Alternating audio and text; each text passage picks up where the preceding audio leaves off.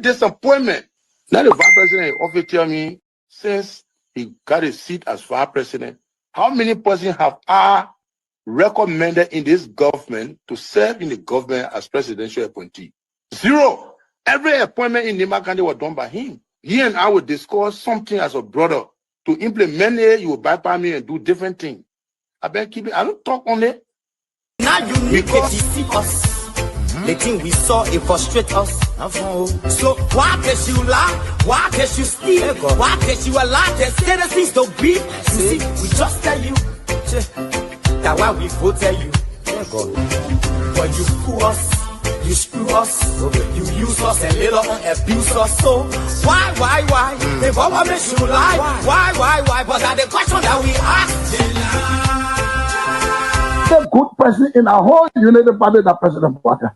You want to say that again? The only person that appreciate good among all the United Party for that President Baka. The rest are ungrateful. The right, they use you and dumb you. But President Baka, if all of them were thinking the President Baka and behaving the President Baka, United Party will have another chance in 2029. Just for now,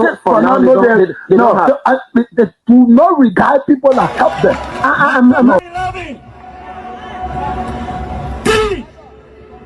Of our soldiers were executed on this party ground.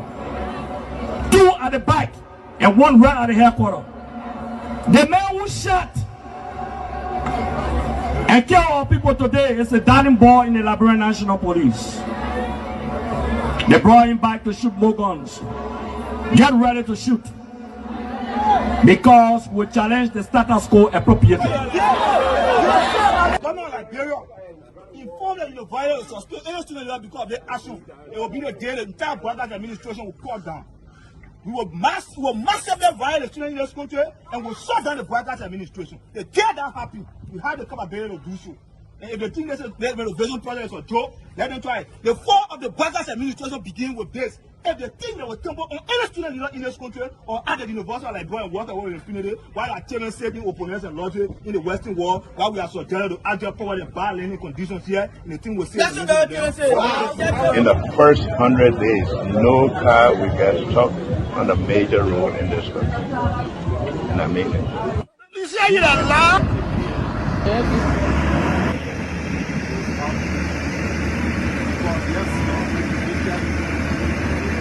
It's going down.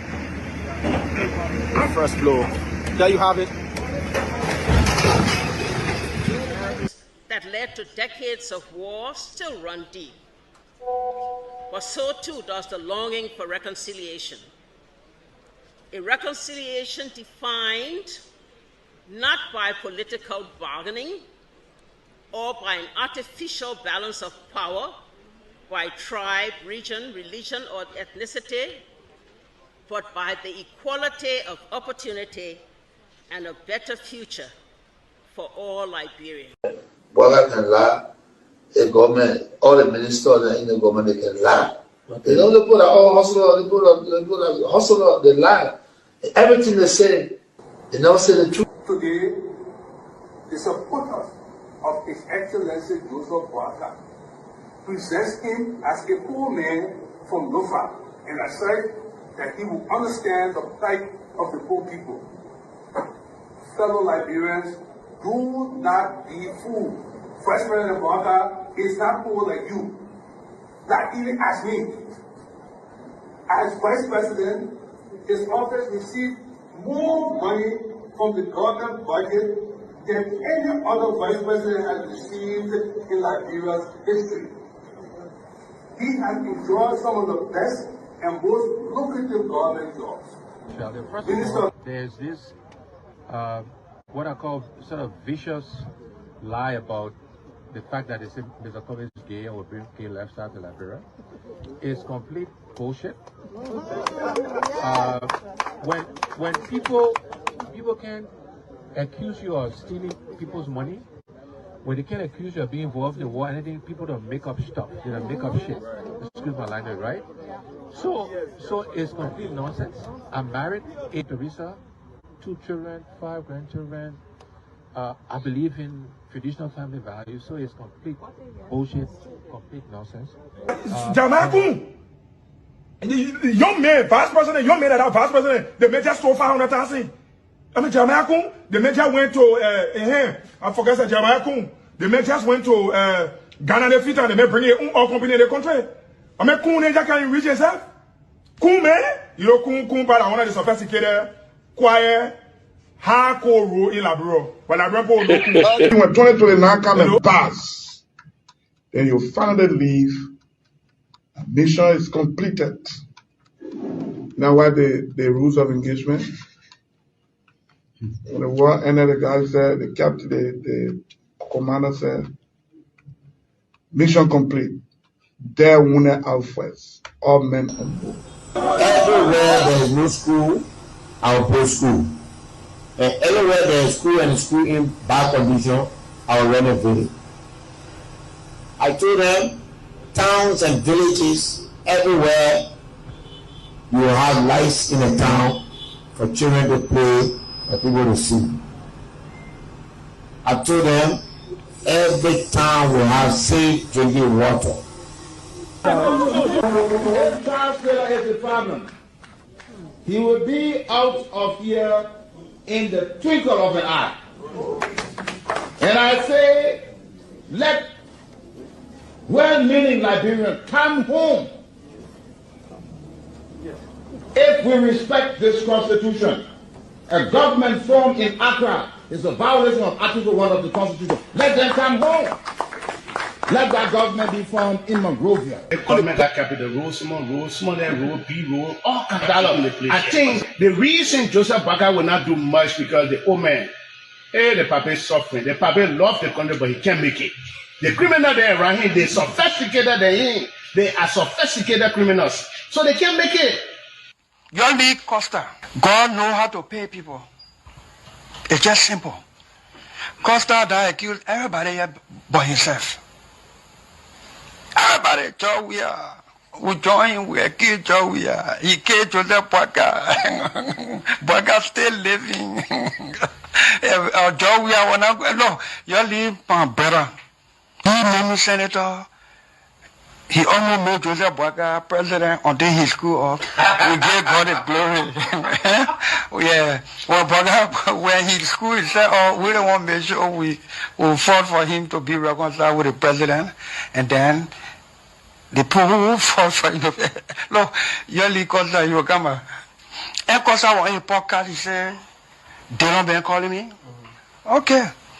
The time you were calling me for me to kind of Boakai, did I put it on radio? That immaturity to do what he told me. And I guarantee you, when we finish, there will not be a winner or the loser. Today we all wear the jersey of Liberia, and the victory belongs to the people, to the peace and to our democracy.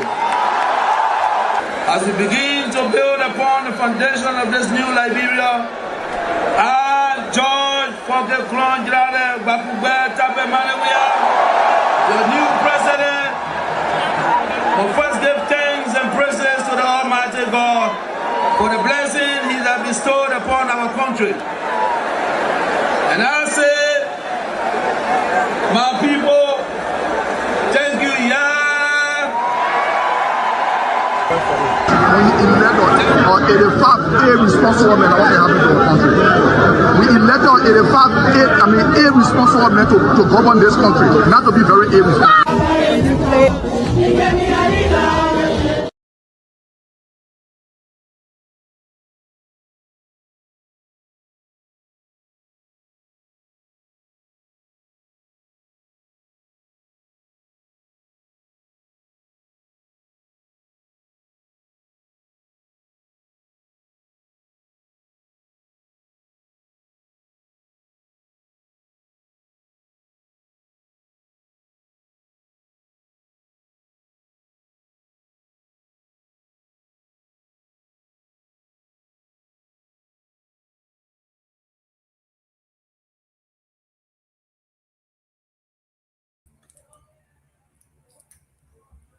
France,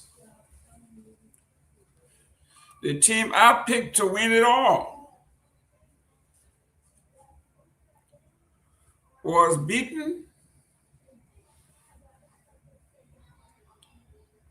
destroyed by Spain as though they have never played soccer before. So I'm feeling funny. France did not show up. They chose the wrong time to play the worst game. So, hopefully I am right on this one. When I said the winner of the France-Spain game will be the world champions.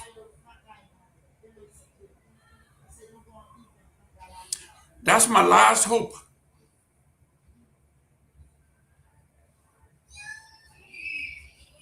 Spain was very clinical. They control the pace of the game. They control the game. They made France to chase the game from the beginning to the very end.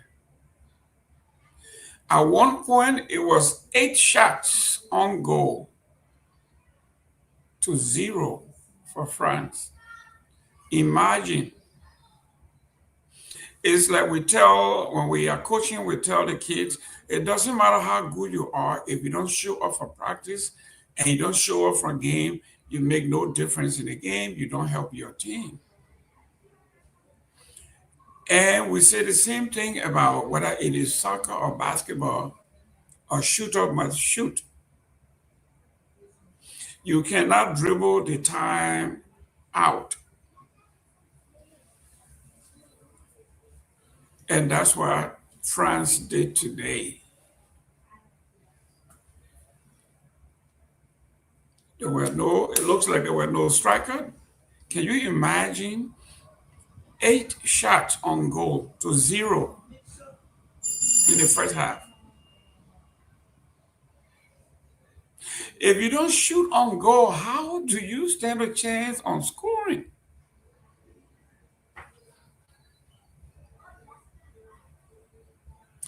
That is France's dilemma. They lost to Spain twice. And most likely, Spain may just be World Cup champion back-to-back. From what I saw today, unless something changes, they will be the world champions again. Remember, they are also Europe's champions. They were clinical, they were superb.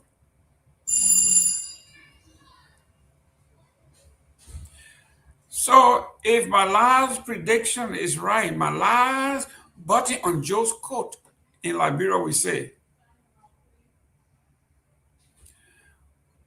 is that the winner of the France-Spain game will win the World Cup. So if Spain wins, then I'm a winner, even though they were not my choice, but I said it. The winner of the Spain-France game will be world champions.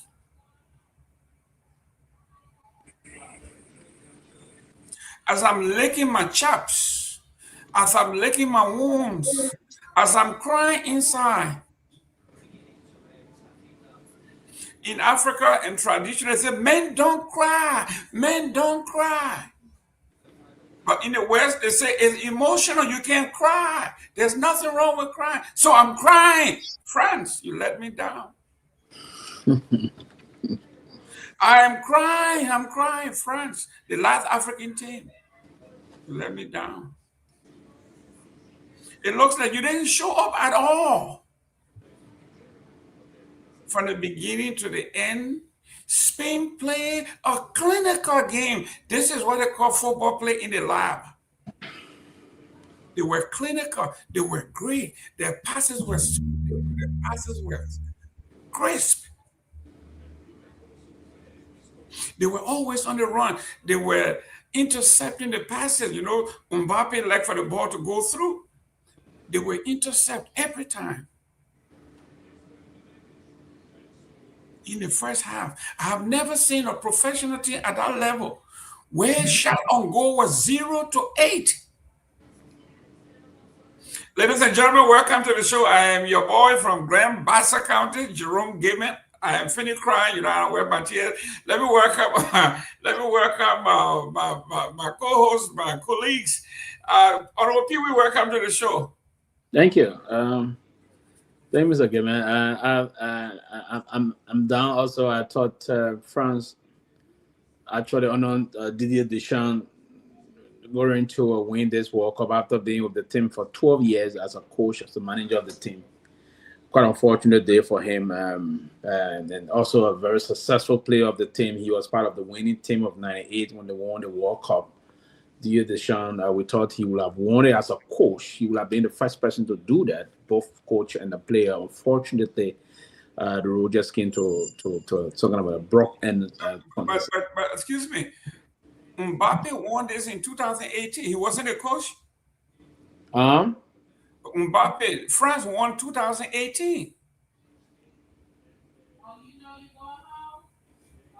2018, France won it.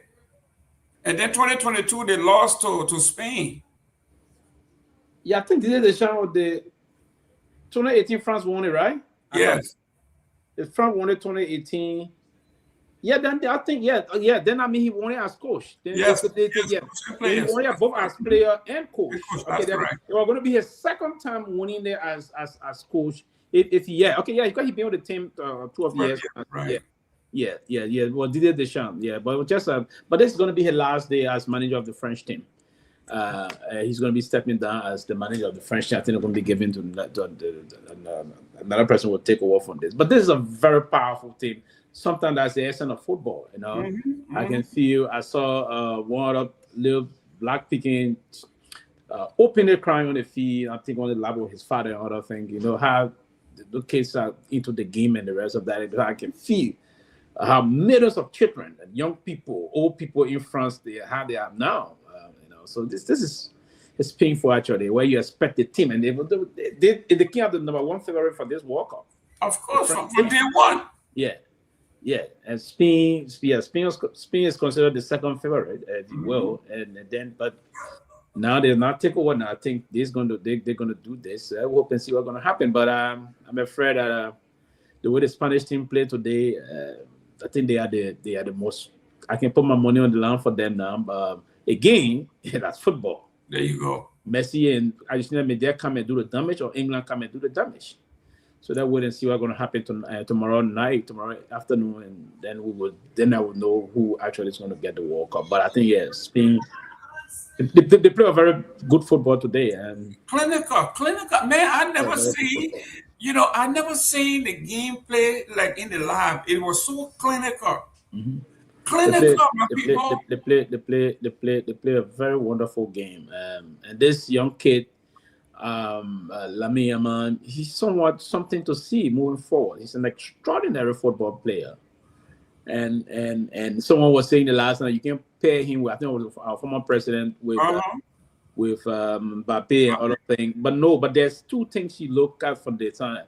Myean at the age of 18 years old, big teams started relying on him to win trophy.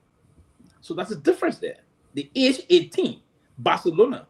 Relying on him to start winning trophy with Barcelona. Age 18, he came up to the World Cup as the star player for Spain.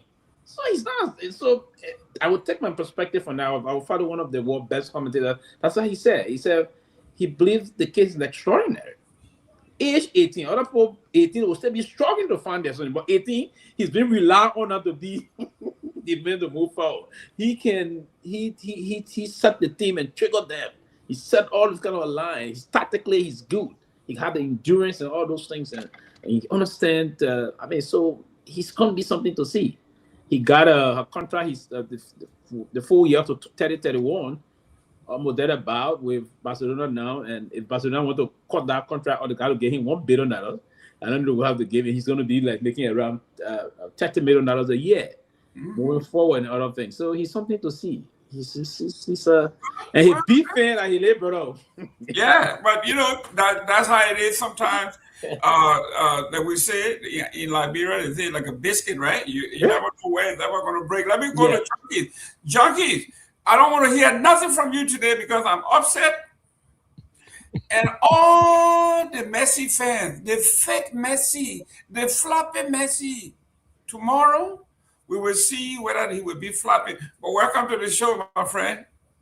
Good day to you in the diaspora. No good day. Just say hello. Okay, hello, Aji, Jerome, Gayman. That's right. And hello to you, Joseph K. Seleke, and to you, Mr. Sylvester Pewee. You know, Mr. Gayman, honestly, I was anticipating an Argentina-France final. But unfortunately, it went the way it went a few minutes ago. So 50% of your bet gone. Because but Jenkins, yes. Jenkins, let me say this to you. What I want you to do now, I want you to go that anticipation, reduce even Argentina going to a final, reduce it by the next one because Argentina is not even. Argentina to go to a final. Trust me. Sure. This is what I'm also sensing. Yeah. This is what I'm also sensing. You know, Spain played exceptionally tonight. To be honest, Spain had won France on a lot of occasions.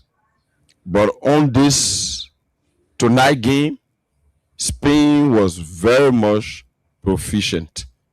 Honestly, Spain played well. And that young man, Lamine Yamal, in my mind, he's a promising star. Mm-hmm. And I think he's poised to one day coming up as the world best player. He's a promising star. He's a good kid. He has the endurance. He has the strength. His physique does not negate the fact that he is dependable for the entire Spain team. He is very much powerful in his moves. He takes the ball to his opponents, which is very much laudable for any forward. He does not really come back with the ball. He always take them on. He's a good star coming up. And what really dealt with France tonight was the center. France did not have any clue as it relates the center. The center was seized from start to end. So what you saw was a one-sided casualty. Yeah. France lost the center from start to end, and because of that, there was no way that France could easily come back. Because in a game, the one who holds the ball has much more endurance because he's reserving his strength and his moves. But you that are looking for the ball, as you move to Jerome Gayman, you're chasing the ball. So you are losing you are losing energy. As you go to Jerome Gayman for the ball and he passes it on to Junkies Morris, you will have to turn around to come to Junkies Morris. All of that, you're losing energy. But Junkies Morris is standing one place, he just track the ball and pass another person. And that person he's passing will just hold it and pass another person. So they are not running around. But you that are looking for the ball, you losing energy. So in fact, if that game could go for extra 10 minutes, they would have scored extra 3 to 4 goals. Yeah, honestly, because they already stole the game from France by seizing the center. And it was great. Hope they will carry that to the final because I am anticipating England going to the final. Okay. JK Sally, welcome. You don't look happy also. What's going on? Welcome to the show. I've not seen you for a while. Yeah, I'm good. I'm good, Mr. Gayman. Mr. Pewee, let me say thank you, Morris. Thank you so much for the job you continue to do. Even though I was supporting France, but I never wanted for Dembele to win 3 world best. Yeah, because PSG won Arsenal in in the Champions League. So so I never wanted him, just to win the world best like that. Even though I will still put my weight behind Argentina, because we all will go for the biggest goat, Lionel Messi. Excuse me? I think the world best man would like to go to. When you say who? I said I will throw my weight behind Argentina, for the biggest goat, Lionel Messi. What kind of goat is that? He ain't got no. I won't say he ain't got nothing, but I'm good. The flapping goat. Listen. Your goat the is biggest goat, Lionel Messi. Yeah, the biggest flapper. They go ain't got no balls. But listen, they go flaps and laugh. Everybody know all the memes, all the video about the World Cup is about how Messi keep flapping, flip-flopping. He flops every time, and this time now the referee keeping an eye on him.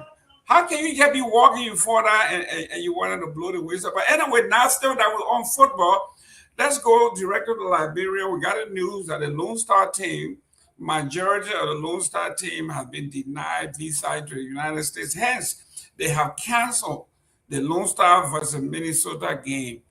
Honorable Pewee, one of the things that we want to get away from politics, but you still can't get away from politics.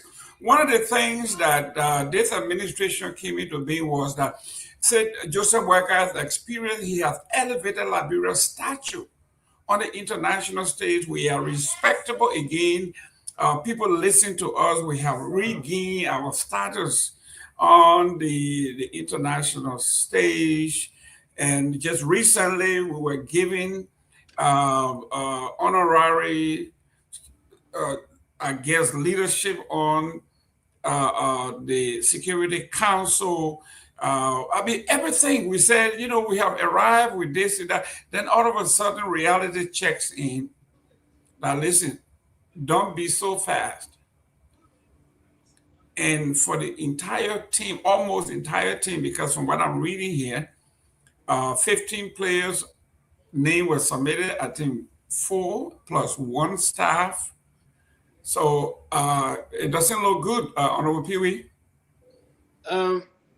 Yes, first and foremost, that's what I'm trying to get, because I'm receiving some of these informations. I've been a little engaged and busy today, so I didn't have the time to really lock into most of those, I call it chat room that I'm in. But I'm receiving some information. I'll try to play some calls, and I'll still trying to get to Minister Harry Young Tonto and some people from the Youth and Sport Ministry to get some basic information from them relative to this. I don't think that news is yet verified, and we needed to communicate with the Youth and Sport Ministry and that of the FA so that we can get to. I'm trying to confirm from that angle if it's actually true. How many Liberian football player, the Lone Star national team football player name was sent, local players name was sent to the embassy, and that how many international professional players name were also sent, and but that who all got denied the entry to the United States. So there are some speculations that yet to be confirmed, and I'm told that most of the local players that look unconfirmed yet, most of the local players didn't get entry visa. So thinking that way. But the good news is also from the angle, and that's part of the reason why I'm very curious about to confirm this information first and foremost. So if the game is still going to be as planned, stay on schedule, and how many professional players we already have in town. If those that are going to lead a trip, are they enough to take on the Minnesota United? So we ought to do some basic verification. I'm working behind quickly to see if it's possible to get some of those information as to if the game is going to go on and how many of our local players or even international players got denied. If it is true that they even know. There was one report that I read briefly on social media this morning on Facebook that indicated, and it's unconfirmed, that the entire team got denied a visa.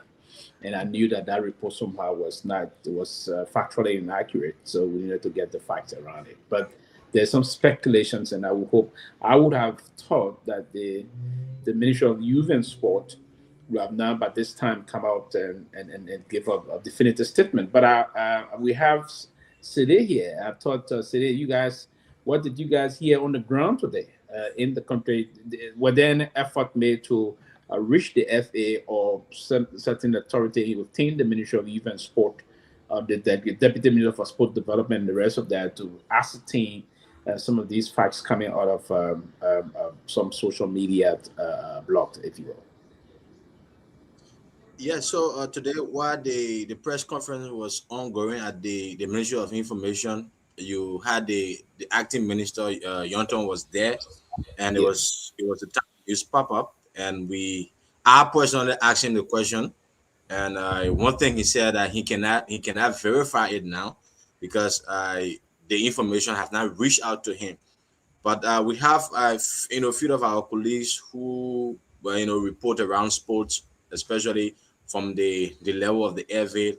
And yes, some of them, they were saying, because from the initial point, from the whole This your internet thing in Liberia. Jesus Christ. Let me go to Junkies. Junkies, what Saleh is frozen. We are getting the news about almost, not all, but almost all the players were denied with the exception of 4 and 1 staff. What are you guys hearing on the ground? I know you got your ears on the ground. What's happening? Basically, that information, in my mind, it will be prudent. The LFA comes up with a statement that will lay to rest this doubt that many Liberians have with regards to who was denied, who was allowed access into the U.S. As Liberia will be meeting Minnesota United FC.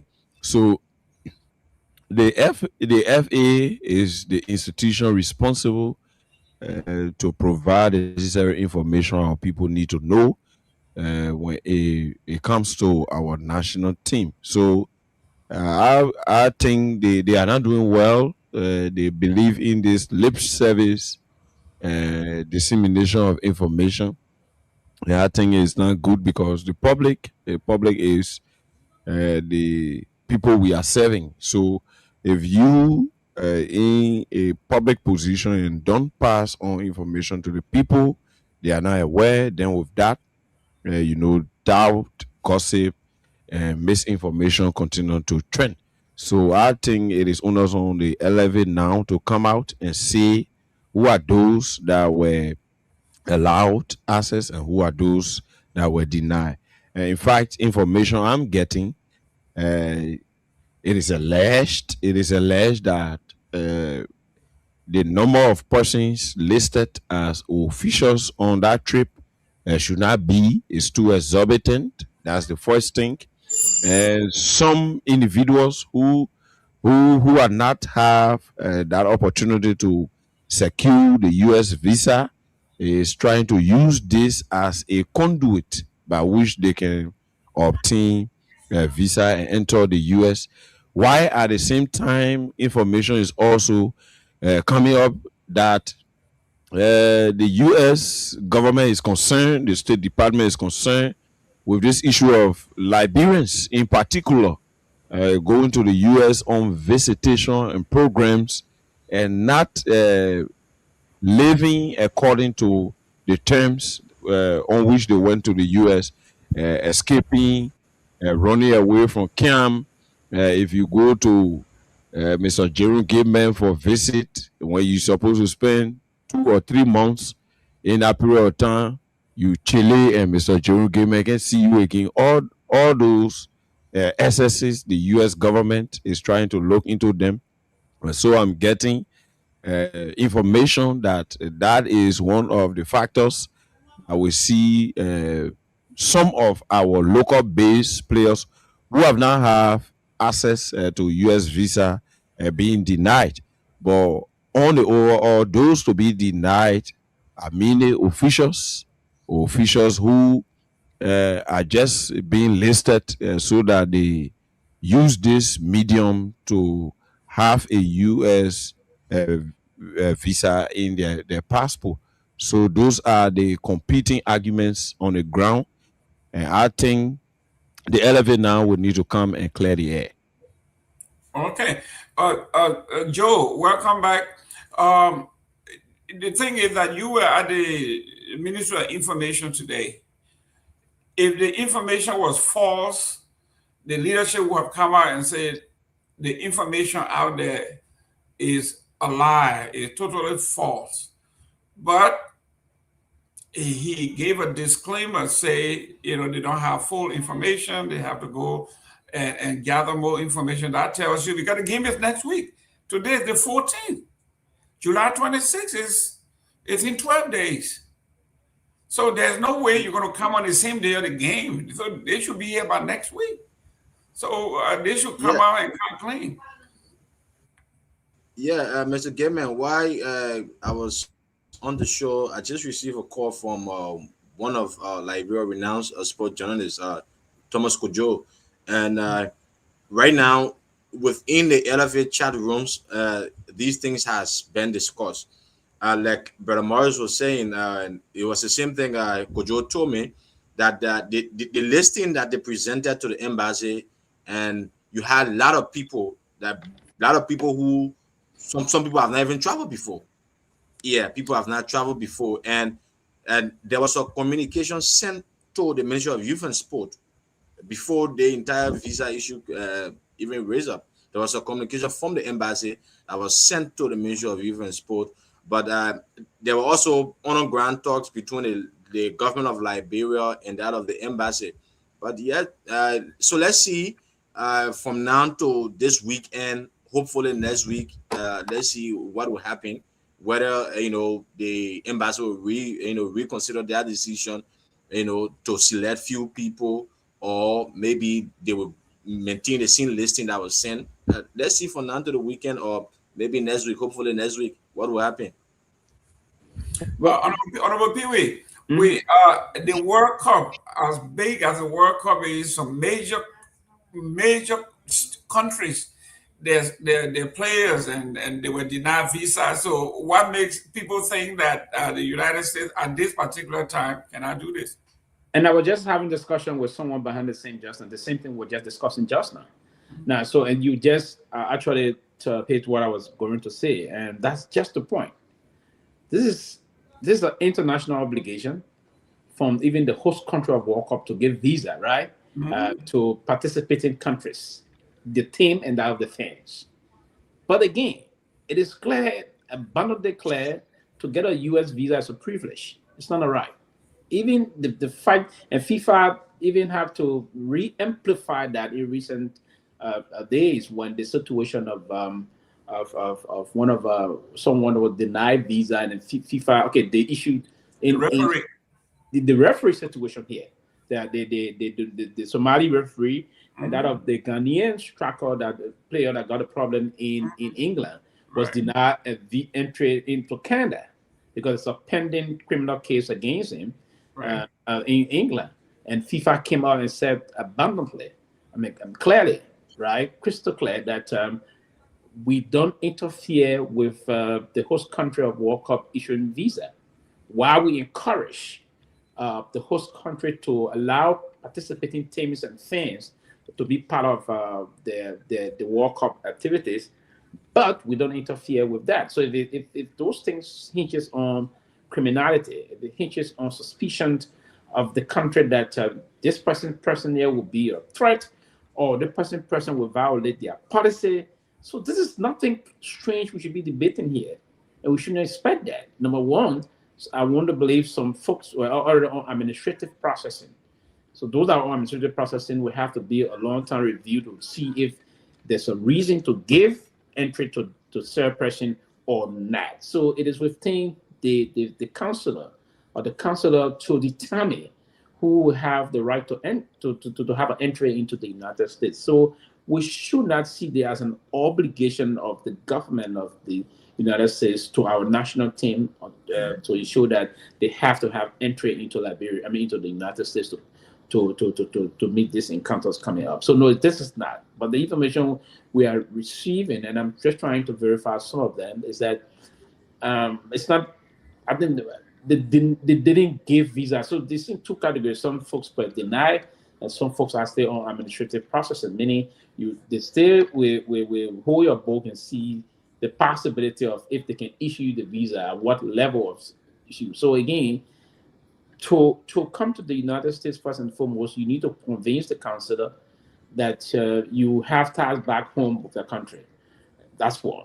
Secondly, they want to be convinced that if you came here, you have reason to return to your home country. That's another thing. If the consular suspect any growing issues, that possibility or probability is very slim, trust me, that consular wouldn't issue you entry into the United States or any other country, if you will. So it's a basic line of suspicion and the consular's own ability to probe in terms of the interaction during the interview period.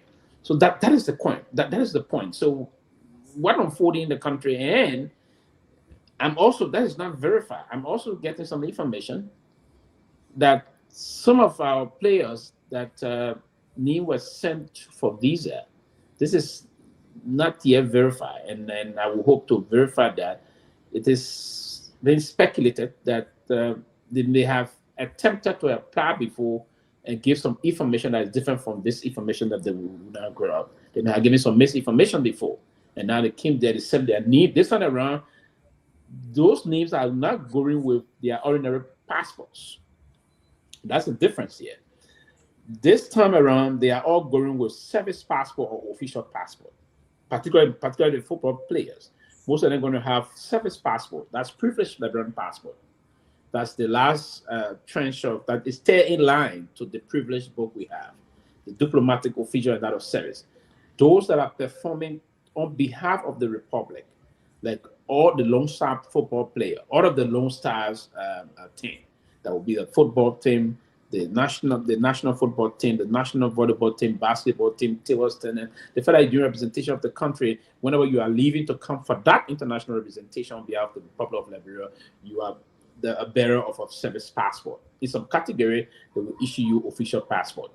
So they went there in that land. But most of them may have gone there before in their private capacity with their ordinary passport. That's the passport of entitlement, right? They got some issues, and this is what that's filtering in. So we yet to probably before a couple of many hours, we're going to get more information as they unfold. But yes, it should not be something like it's a big deal when this is not a massive, even the massive international tournament that you expect teams to get in, because FIFA will encourage you to, hey, when a team is qualified, you have to allow them in. Now, the US will say, okay, for that reason, we don't have problem with people who allow. If this was going to be the World Cup Liberia qualifier, right, we have most of them in. With the condition that you don't have criminal record or you don't nothing to threaten the national security of the United States. Junkie, I send an invitation to the embassy to have my brother come on vacation, and I told them, he has all reason to return to Liberia. He's vice president of the University for Institutional Development. He has this, he has that. And they checked out and they gave him, I think, a 3 or 4 year visa, whatever visa he came in. And he stayed here for a month. He didn't want to stay. He went back home. He came back and he went. And those are the things they asked for. If you tell them, I'm going to play a friendly game. Are you gainfully employed in Liberia? No. Do you have any investment to which you will be coming? He said, no. Are you married? Yeah, you're married. married. Do you have children? got children, how you support your children, and when those questions come out, then the red flag talk about this guy is a risk. It's a flight risk. This man go to Minnesota, he's not coming back. So these are the things that people look at. And listen, you have to give it to the folks. Like Honorable Pewee said, it's a privilege when you come to their country. They don't want you coming to become a liability on the system, because Pewee is working here. I'm working. When those guys come and they enter here on the state, it is our salary that they will deduct to support them. So these are some of the things we are talking about. When you go for your visa, they will be asking you, is there any reason that you will be coming back? Do you have any reason to come back to Liberia? And the way you fill out the form, we tell them whether you have any reason to come back. If I were in Liberia, I don't have a job, I don't have a place to stay, I don't have any income, I have children, I'm suffering to support them. What made you tell American? You fly race. Of course.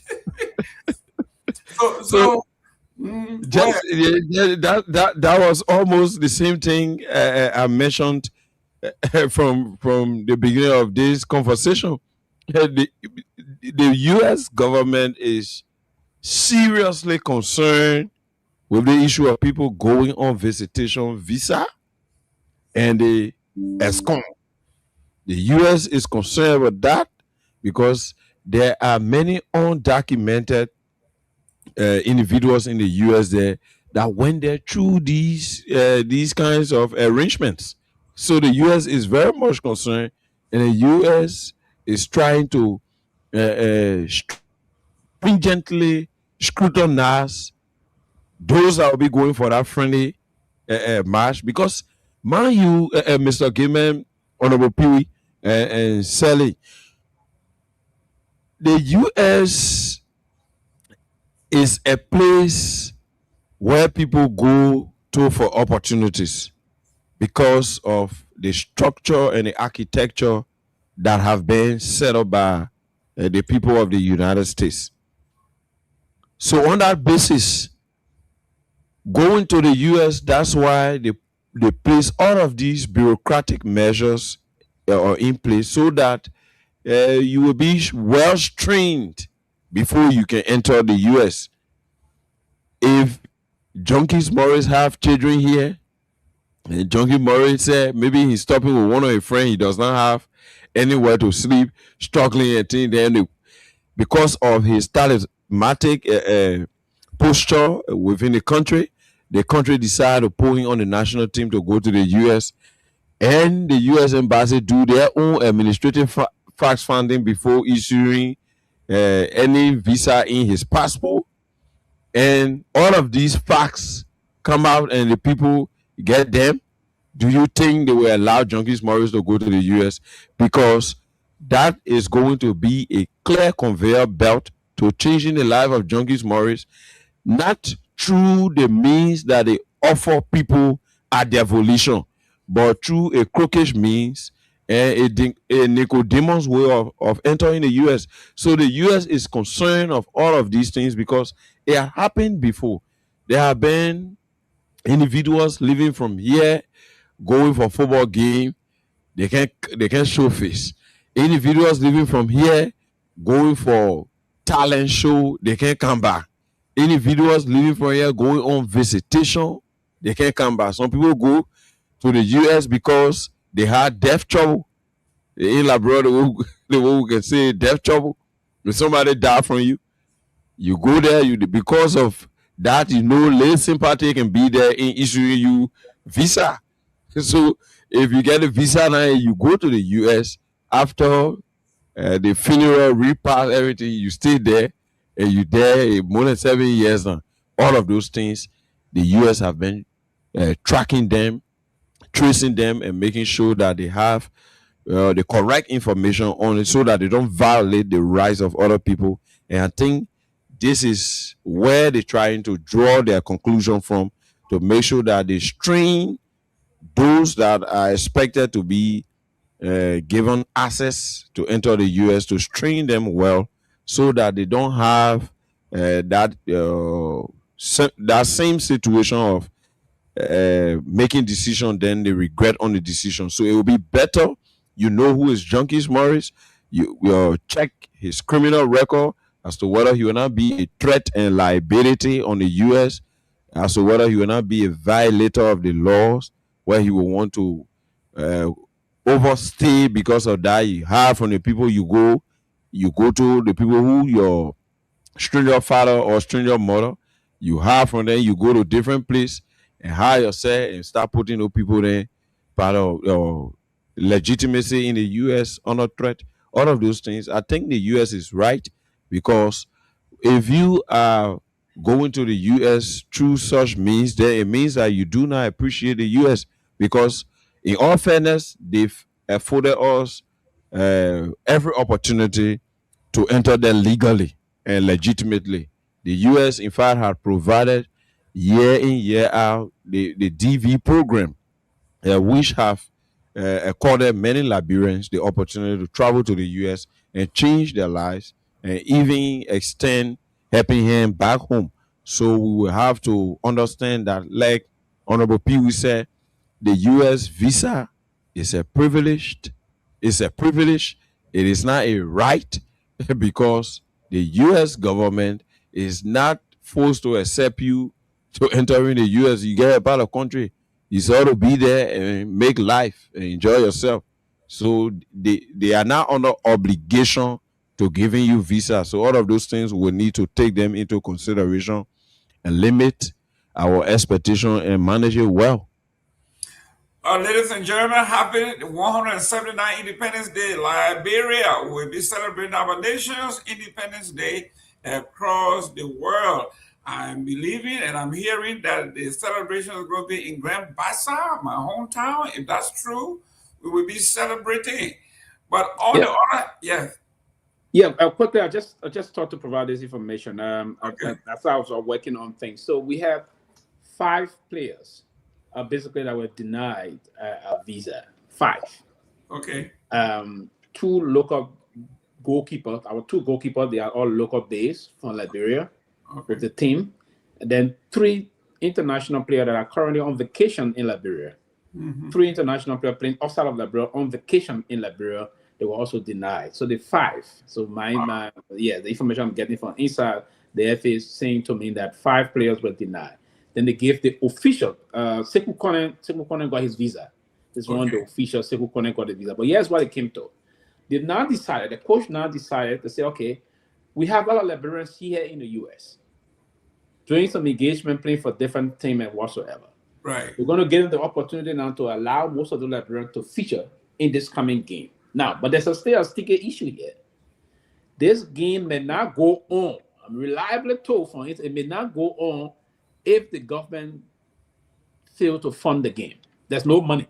Of course. So the game will go on if the government were to provide money between now and I think the time the gap is next week. It's next week. So if the government will have to provide the money, that money will have to be available between now and probably this Thursday or latest Friday or so. Yes. So there's a very small window we have.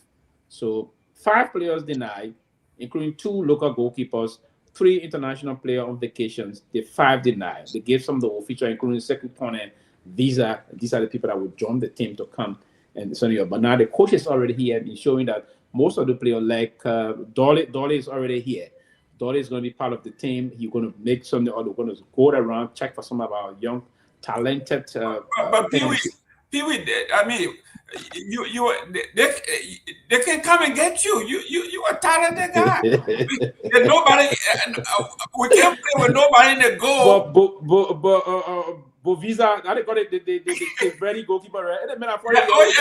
Yeah, we gotta pay him. Well, that's it. We got our number 1 goalkeeper, number 2 goalkeeper. So who wanna be in the goal? But listen to this, guys. Let me say that. You see, this is what we are talking about. We talk about IQ. Okay, it's what they call the intelligence quotient.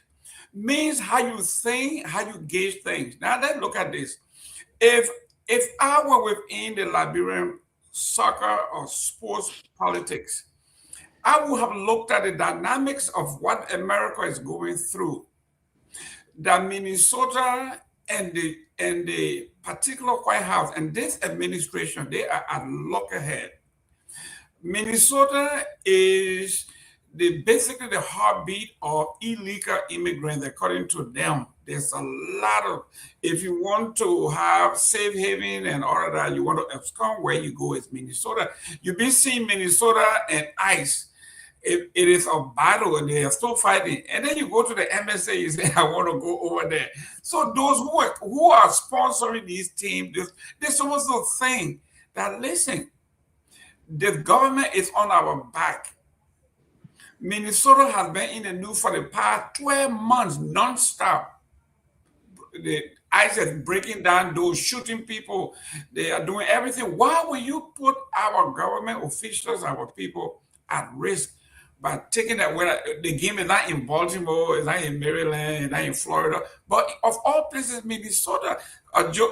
Before I come to you, Joseph, that Honorable Pewee, I mean, you've been working at the embassy, I mean, at the foreign minister. You know, those are some of the things that, you know, if you organize the events, you know, are they friendly? Is this country Liberia friendly? You know, all of these places, it's a red state, it's a blue state. Who's in power in Washington, D.C.? How the relationship with that state? All of these things you got to, but you can't just get up and say, put on your visa, we go on a friendly, jolly. That's why today we just go on a friendly march. That's yeah. I think part of what you just said, the authority were also very sensitive and mindful of the fact that they didn't just gather all local players from there to move in, and that's one of the things. There were two local-based Liberian national team players, the two goalkeepers. They are locally based. Those are the two keepers that were denied. And then for the three players, they play somewhere outside Liberia. I don't know where in Liberia, but three, they are currently on vacation. You know, currently that's football community is on vacation. Right. Particularly during the kind of time, they're all on a break around this time. And that's part of the reason why even the FIFA selected June to always host the World Cup. That 1 month, June to July.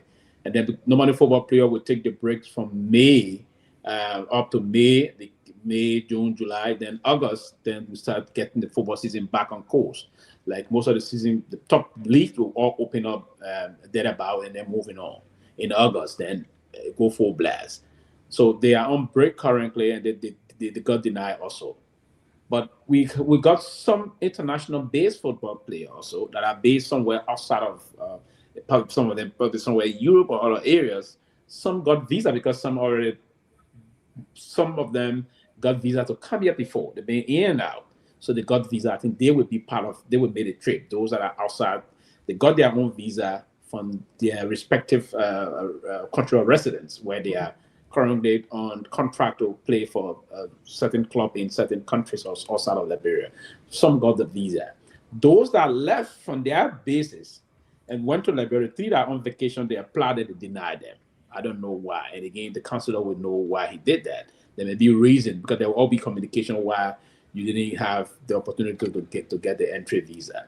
That would be indicated. So the authority, I think they were sensitive to that and tried to do it. Part of it also was to also say, okay, hey, can we make use of, and as you rightly stated, in the Minnesota area, we have a lot of talented Liberian kids that are involved into the game and in other part of this country also. So can we tap into their talent and see that would be part of the scouting process by the coach.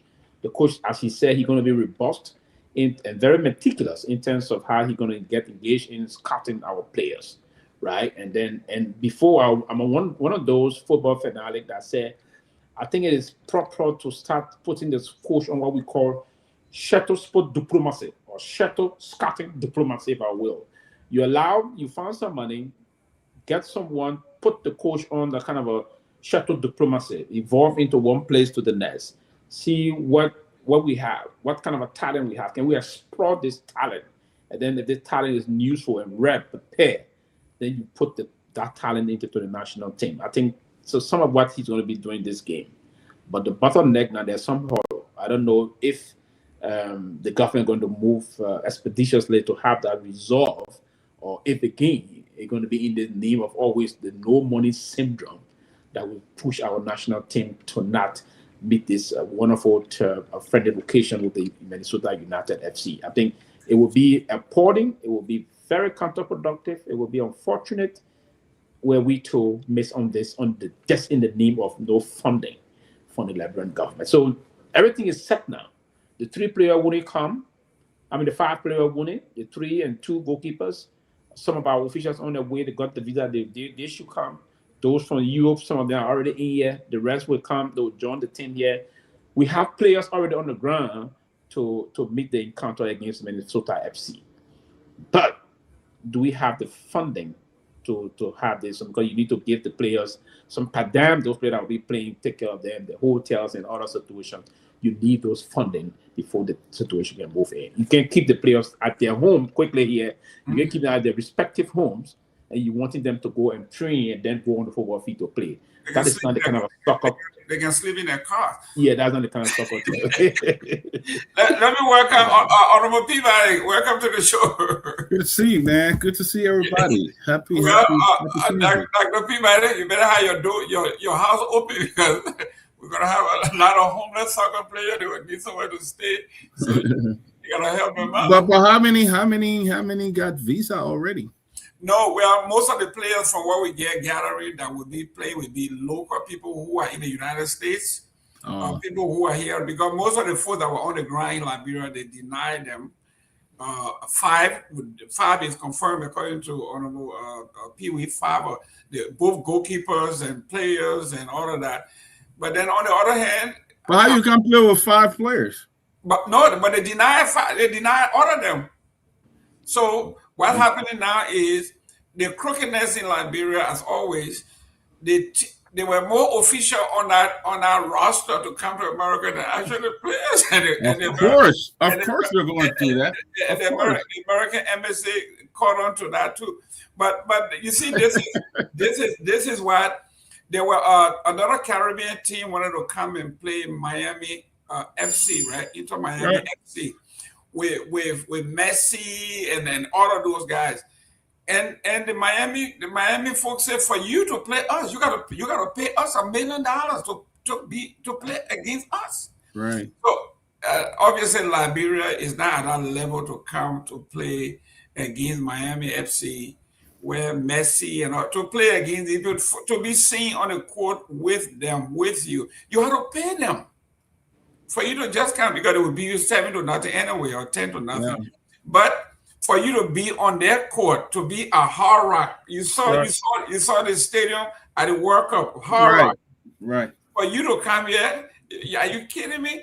But yeah, welcome to the show. I'm coming to you, Dr. Peabody. Let me go to Mr. Sally. I know you have problem with your internet, but don't you think it was a mistake to schedule the game in Minnesota where they're having some severe problem with the administration?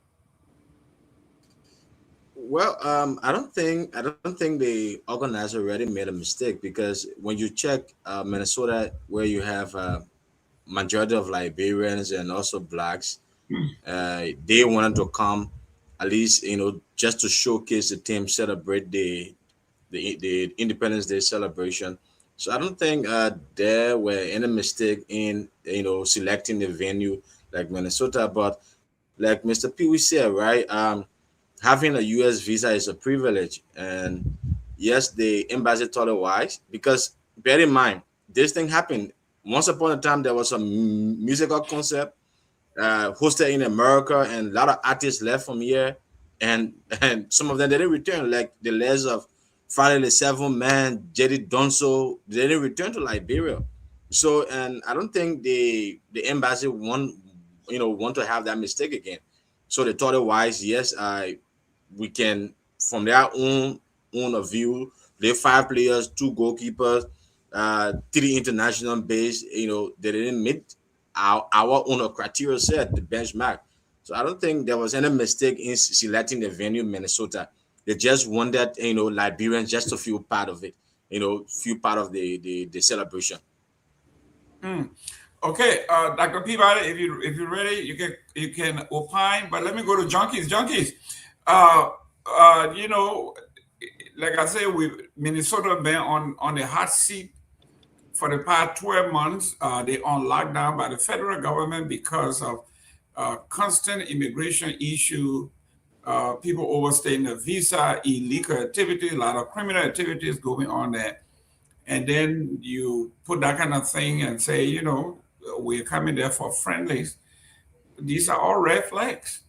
I think that they were I was coming.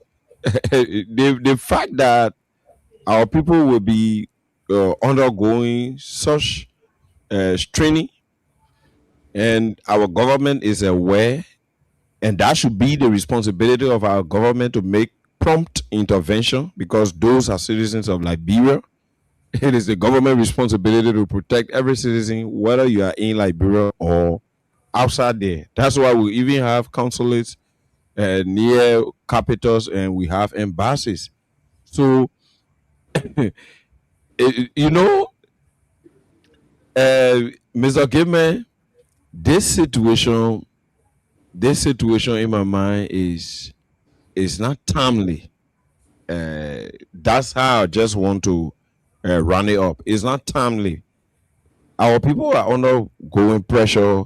The government is aware that most of our brothers and sisters in the U.S. are residing in Minnesota.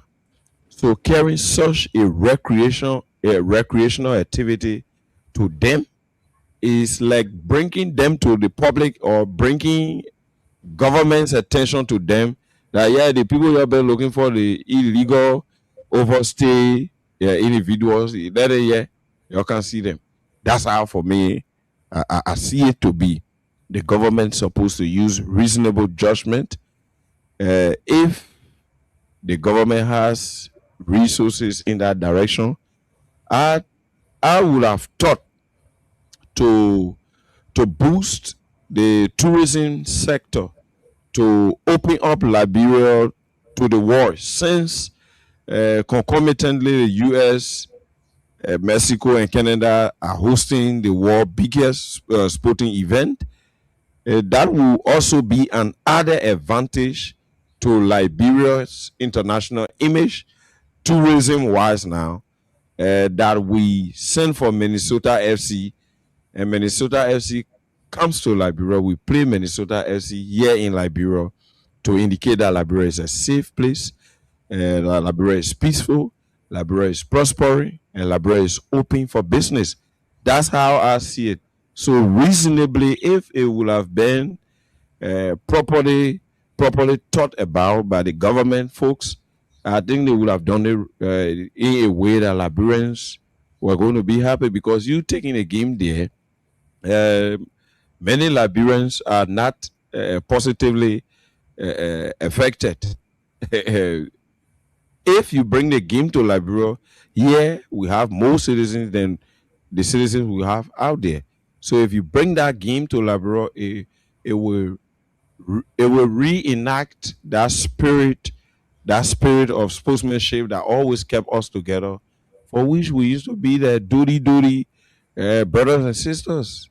But today, if we will say we want to spend money on 20 players or maybe 23 players, including 10 plus officials, I don't know all of those officials, what positions are they going to occupy on the team. I know whether there are 5 coaches and 5 technical directors. I don't know how that setup is. But such game, we also needed to look at and consider the cost. Transportation after getting visa, transportation to and fro, feeding and lodging, and other miscellaneous. All of those needed to be taken into consideration before that decision could be reached. Since indeed it is Independence Day, I want to close on this. I'll re-emphasize that it would have been okay that Minnesota FC came to Liberia and played Liberia on her Independence Day on Liberia soil. That would have given an advantageous diplomatic international edge to Liberia. That's how I see it. Back to you for control, Mr. Gayman. Good. Ladies and gentlemen, we've been talking sports for about an hour. Now let's go to some other issues affecting us in Liberia. This news came out yesterday. We didn't discuss it because we ran out of time. There's something serious going on in Bong County at the Phoebe Hospital. And finally, the president got involved and ordered the immediate opening of Phoebe Hospital. He had set up a committee. 3 people were suspended. This is serious. Medicine, health are now become so political in Liberia now. Everywhere you go, people, I mean, everything is politicized. Let me go to Dr. Peabody. Dr. Peabody, healthcare now, I mean, can you imagine healthcare, hospitals? The president has to get involved. Government has to get involved. The last time we saw the people from Phoebe, this Morris woman, she was there and telling people, we will strike, you harmonize my salary, I will harmonize my pay, I will harmonize your vote. And again, she came out this week and said, we have enough money now, we can buy as many food as we want. The same Phoebe hospital that she went to, she was the only one that was appointed from there. Now the hospital is retrogressing, people are striking, the president had to get involved. It is, people are dying, Dr. Peabody. I mean, people are dying because you don't have the healthcare facility. And Phoebe Hospital have been neglected for a very long time. Government have not invested, even after some of the NGOs left that hospital. The government have not invested into that hospital. The only focus now we see is JFK, and JFK is not even meeting the needs of the Liberian people. There's still a lot for JFK to do. So I think opening hospital is not just something you can order to open, but do you have the facility in place? Do you have the equipment needed to treat people and to do that? You can just come, I order Phoebe Hospital open. I must admit, I don't know what's going on with it, but I know they have been suffering a lot. There's a lot been going on. There were times that the generator wasn't working. There were times that it didn't have basic stuff there. In fact, many years ago, probably like 6-7 years ago, I had an opportunity to go to Liberia, and we donated a large consignment of medical supplies to to Phoebe Hospital. So the thing is ordering the hospital open without even making studies, feasibility studies to see what they need, what all they need. It won't solve the problem. People still go there and die because they got nothing there. People will still go to that hospital and die, don't get the right treatment. So I think what the government needs to do now is to put some money into Phoebe Hospital, spend some good money. There's a lot of money they have. Some of the money that they're using to charter private planes to fly around. The president could take some of that money and invest it into Phoebe Hospital and build some facility and other things there. But Phoebe Hospital is not together. They've been having a lot of problems, and that's a nice big hospital that government should have not allowed that hospital to deteriorate like it is. They shouldn't have allowed that to go down when the NGO others left. They should have gone right in it to invest. Sally, Joe, Liberia, we are known for building walls and having dedication and celebrating, but it's just the wall, right? Like the build school, no desk, no utility, no water, no electricity, nothing. And they just celebrate then when we get teachers don't get paid, we don't have maintenance, we don't have anything. It's just dedicate the building.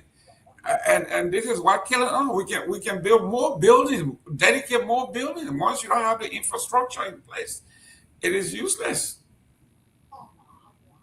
Yeah, so the issue of Phoebe is something where we continue to see, like you said, there are a lot of people, politicians, sometimes try to use some of these things for their own selfish gain. It happened during the regime of former President Weah when he dedicated the Embry Hospital, and you had nurses from the same Phoebe. They were in a protest saying that we don't need multiplicity of these buildings, like you said. The money you took to to build the embryo, you should have invested in other health facilities. So yeah, again we see it. And just of recent, we saw the bishop for the Lutheran Church accusing some big names within the county, Bon County, accusing Prince Moyi, accusing other caucus members of playing politics with the hospital. Yes, nowadays we cannot afford. We are in the 21st century. We cannot afford to see our people, dying. We cannot afford to see people going to the hospital where you see nurses, all of them, they are on strike demanding wages and bills. I think it was rightfully what the president did, to intervene, because bear in mind, shame to these caucus, because they should have, taken seize of the matter before even reaching to the president from your own county. Like, the people were on strike for 2 days. We didn't see caucus members from Bon County. Where were Prince Moyi? Prince Moyi is the chairman on Ways and Means. Senator Pewee is the chairman on Internal Affairs. We didn't see caucus members intervene, to put this thing under control. The president have to leave from Turkey, come back home to Liberia before putting this entire Phoebe thing under control. I think, kudos to the president. The president, in his wisdom, decided to intervene, because Phoebe has been one of the oldest hospitals, within that region. Not only, catering to Bon County, also catering to some part of Mangibi. People can leave from Lofa, to come to that hospital. I think it was a good thing from the president, to intervene. You can take it from Mr. Gayman. Junkies, why do we force the hand of our leaders? I mean, with all the international issues, everything going on, the president have to go all the way down to the local hospital to bring order. I mean, what is wrong with us? I mean, this is terrible. Mr. Gayman, this is the Liberia's problem. I always said to people, the last time, KOK was even laughing at me the last time when I said, and I continue to say, the president cannot and will never be ubiquitous, meaning the president cannot be seen and found everywhere at the same time. So responsibilities are dedicated to individuals who are also Liberians. Why are they not playing their part? Why? Then it brings me to the issue of discipline. This is why when we are on these platforms, we also add the issue of education to our broadcast, because it's important. Discipline. Good manners start from way down there. So most of what's happening is because of the lack of discipline. Many of our public officials are not disciplined enough, and they are just seeking the positions, just for the position and the benefits that the position goes with. So they are not really up to do the work of the Liberian people, the reason why they were placed in a position, but to just puff up, arms up, and just accrue whatever resources that is attached.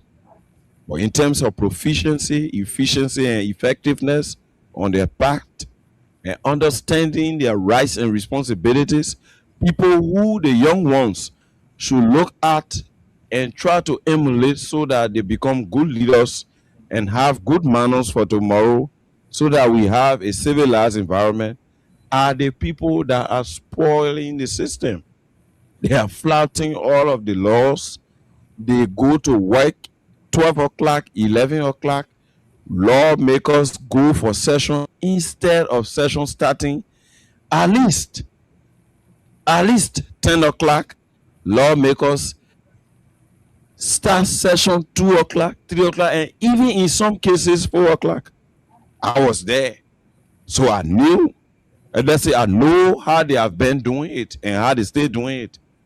Discipline.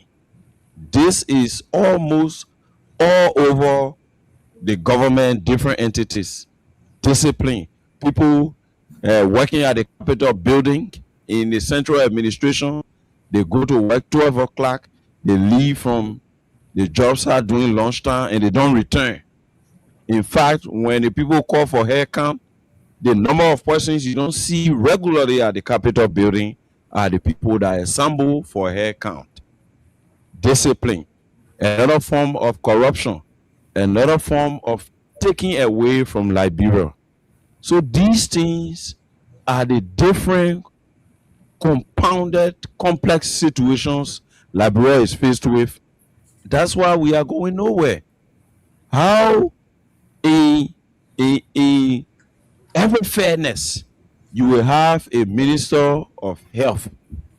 You will have other administrative heads at the level of the Phoebe hospital. And the president will go for an international confer and spend almost a week. And in that week time, the hospital was being shut down because of people who are ineffective and incompetent, people who don't have love for the country. It's wrong. The president gave you a position to function. When you are made the minister of health, any matter that arises from the health sector, that a responsibility to make sure you do chichipuli there, Mr. Minister or Madam Minister. So you don't renege on your responsibility and you only think on protecting your rights. You have to balance your rights and responsibilities properly. That's how you are described as honorable people. That's how you are considered as responsible citizens. But you cannot have position where you ride big cars around the place, getting fast salaries and living in opulence with your extravagant lifestyle. Then the position that is giving you all of those opportunities, you are paying lip service to the position. It is unfair. It is corruption at the highest level. And in my mind, it is incompetence and indiscipline from way down there that deeply entrenched in many of our public officials, and we need to turn it around through these mediums. Back to you.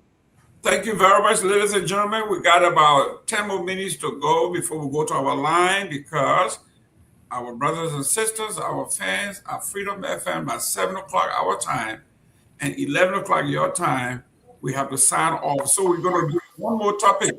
Honorable people, let me start with you. The House of Representatives finally passes a resolution to add 62 seats. Some people are saying the budget is already tight. You're going to add another $16 million onto the one budget. Yeah. I mean, some people are saying, well, the population has grown and, you got to do. Some people are saying, well, if the population grows, then let us increase the, the demographics. I think there were when during 2005, were like, what is it, 20,000 people per district. The population has grown. So instead of 20,000, why don't we just say 40,000 each? Instead of adding additional seats that would take the money from, we are president now at 70-80% total budget expenditure for recurrent expenditure. Then you're adding another 16 seats, minimum $1 million a piece. Yeah. So, and this is again, I don't understand the reason after the census they needed to go back and redraw the constituents map, or do a massive redraw of the system. But again, the threshold, and this reminds me of the late Professor Senator Sumo Garguah Kopi, and the last time they pushed to come to the threshold, it was a very serious debate. They have to run the math a lot, and he was one of those that had to come to this line because he knew how to actually crush the number, if you will. And then The threshold we have currently is 40,000. And part of the reason why Senator Kupie and the rest of them, I think Senator Kupie was on that committee from the Sunday, the late Cloto Watterson, I think the former Vice President, Madam Taylor, and the rest of that. There was also some very strategic committees set up to look, and the late Senator Darko also, I think, if my memory serves me right, was he still around also, or before he came in. But here's what I was going to, and you're right about that. Is the government trying to increase the government wage bill, and that is part of that. It brings a lot more. If you were to send a 16 seats, not just a play thing we're talking about here. We will have the fact that the population has expanded. The country is relatively a very poor country in terms of resources. We don't have the resources to fund all of our government priorities, if you will.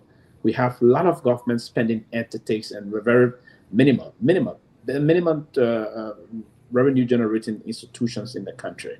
Bulk of those institutions that we spend this money on, they are all just spending entities. They are not revenue generating entities. So I would have thought that there will be some discussions among themselves to say we need to do some safe costing mechanism here.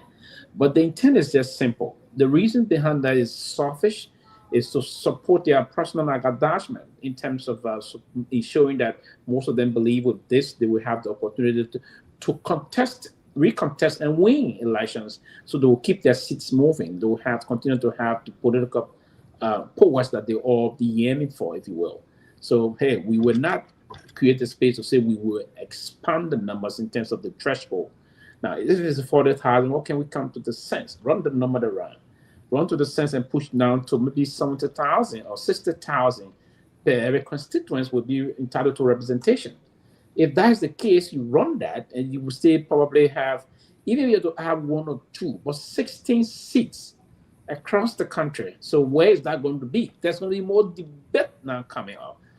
Are we going to focus on most of the particularly the bigger metropolitan area, which is the most rather Greater Monrovia area? Is it where we're going to concentrate?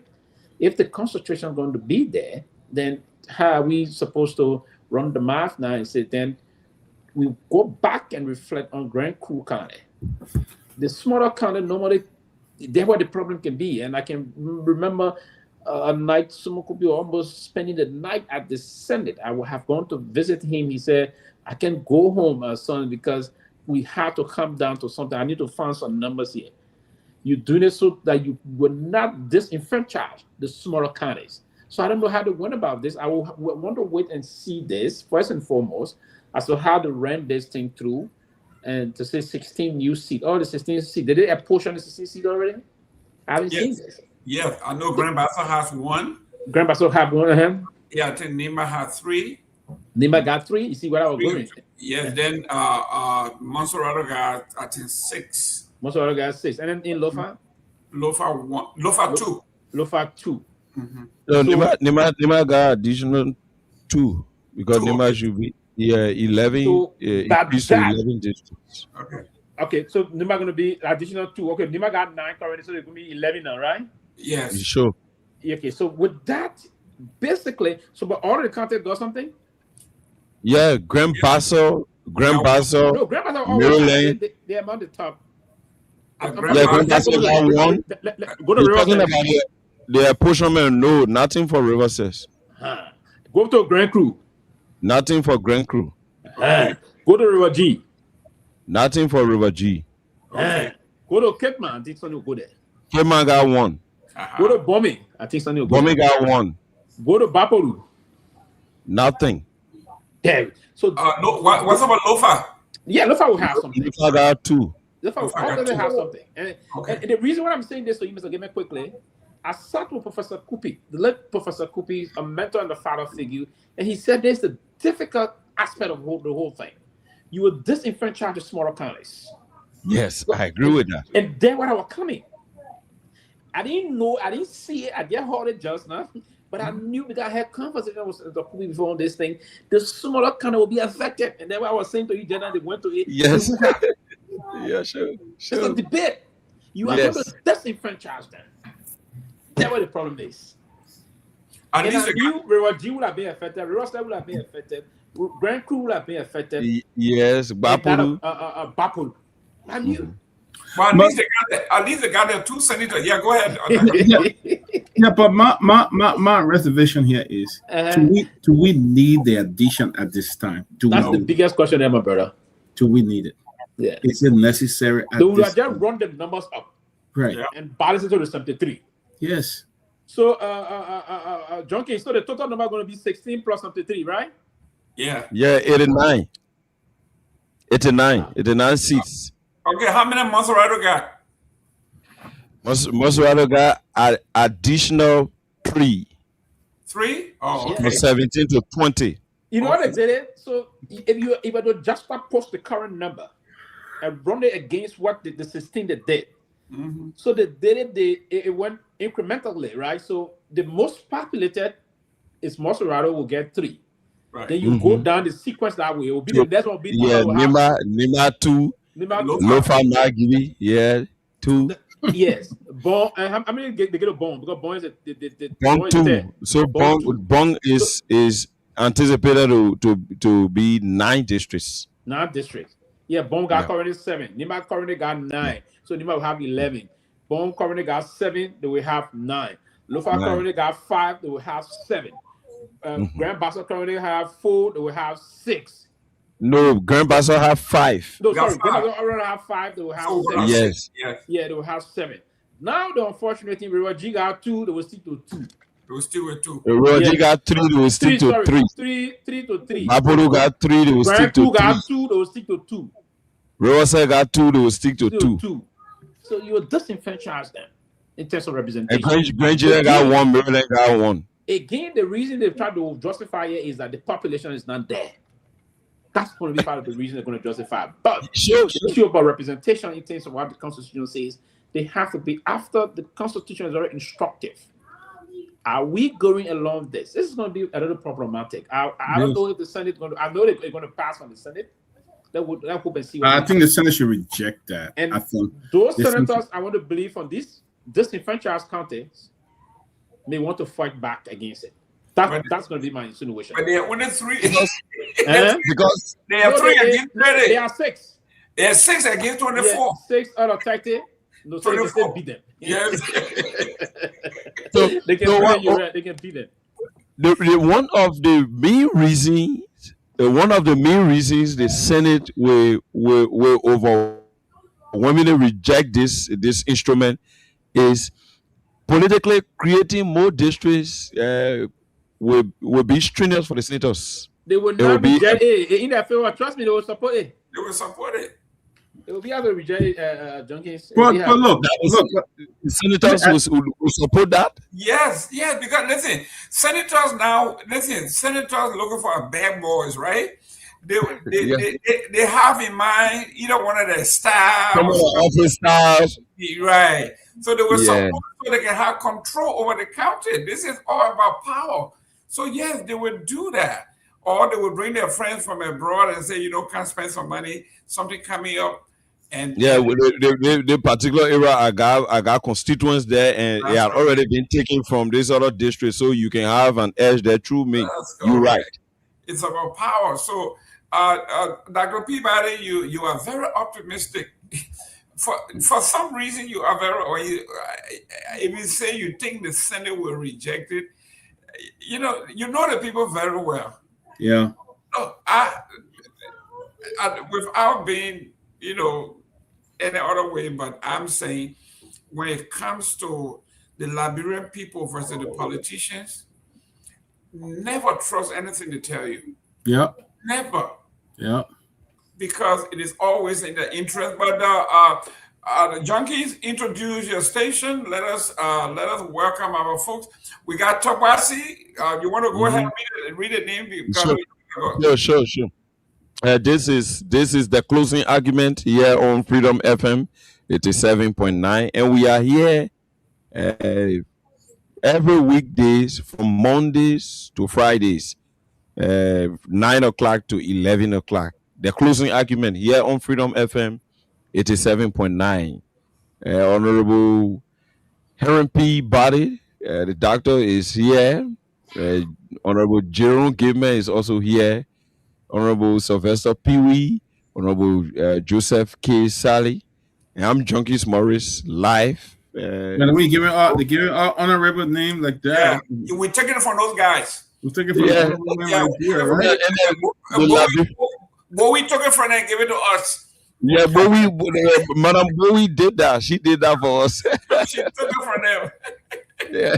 So to those following us via our live stream, we want to say welcome to every one of you. Keep following and share our live stream, and our radio followers keep listening. This is the closing argument here on Freedom FM 87.9.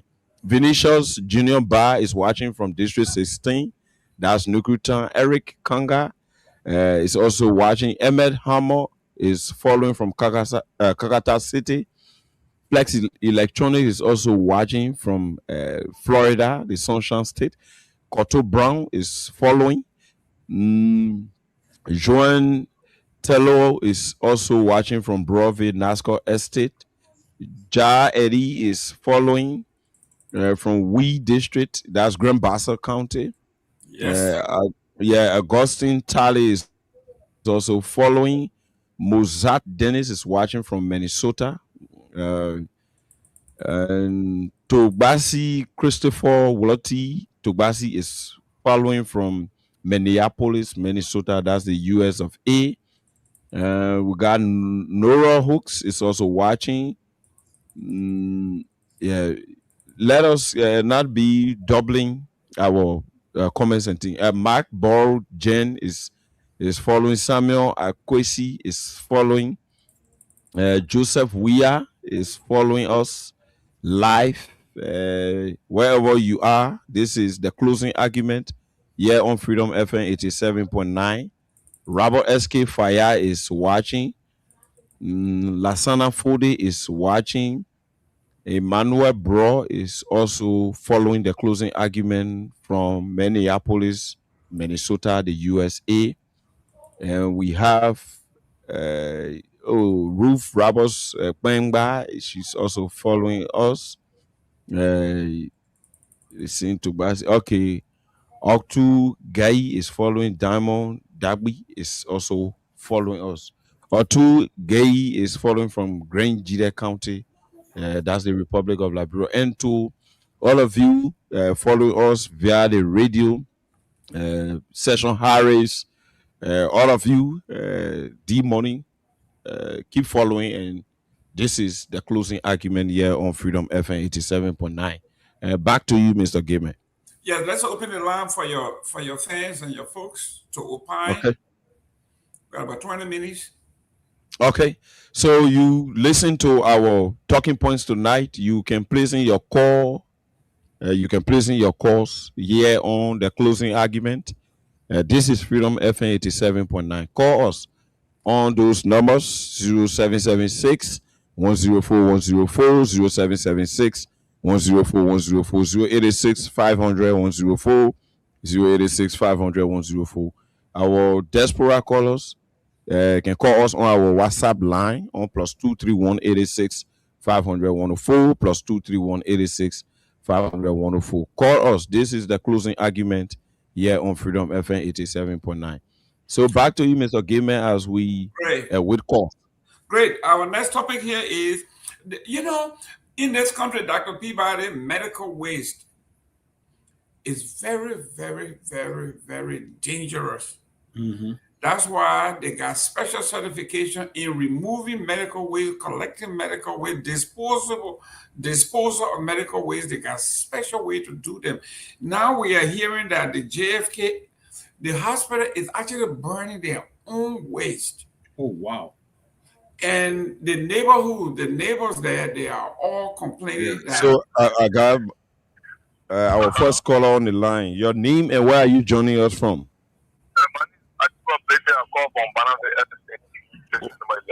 Go ahead. The closing argument. Yeah, the speaker putting out the chair,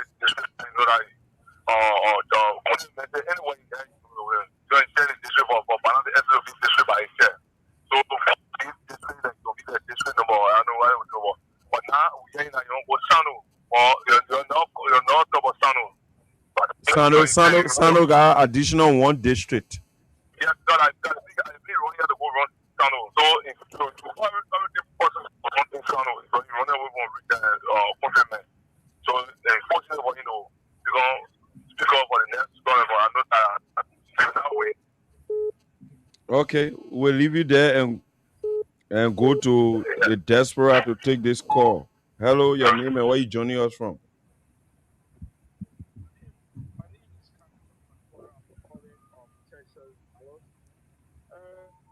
My comment here, or my saying is, these seats these guys are creating, what have they done for the people? What laws have they made that benefit the citizen? But the whole ideology of creating this seat is the idea of Thomas Fowler and Richard Kuhn, because they know the seat they are holding right now, it is threatening.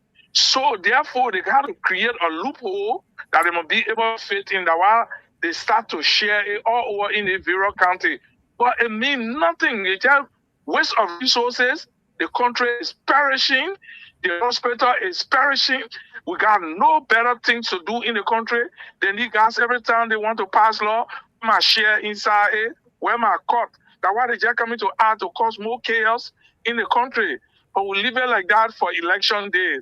Thank you. Thank you. We'll leave that caller there from the US and go back to line 1. Hey, kindly help us reduce your monitor volume. How are you, Mabenu from the township of West Point? Welcome. Oh, Mabenu, what's happening? The credit, the Hummer now the credit. So, Mr. Gayman, as we stay with call, back to you. Yes, Flex is trying this guy the point here. He says in America here, OSHA, right, which is the health authority here, they in charge of safety.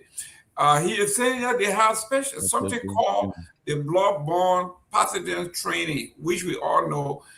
You can't just take garbage from the hospital and just do anything when you got to be trained to collect waste. Those needles you were talking about, some of these people got communicable diseases. And they got communicable diseases. You can't just take gloves and stuff that people died in, just go and burn it.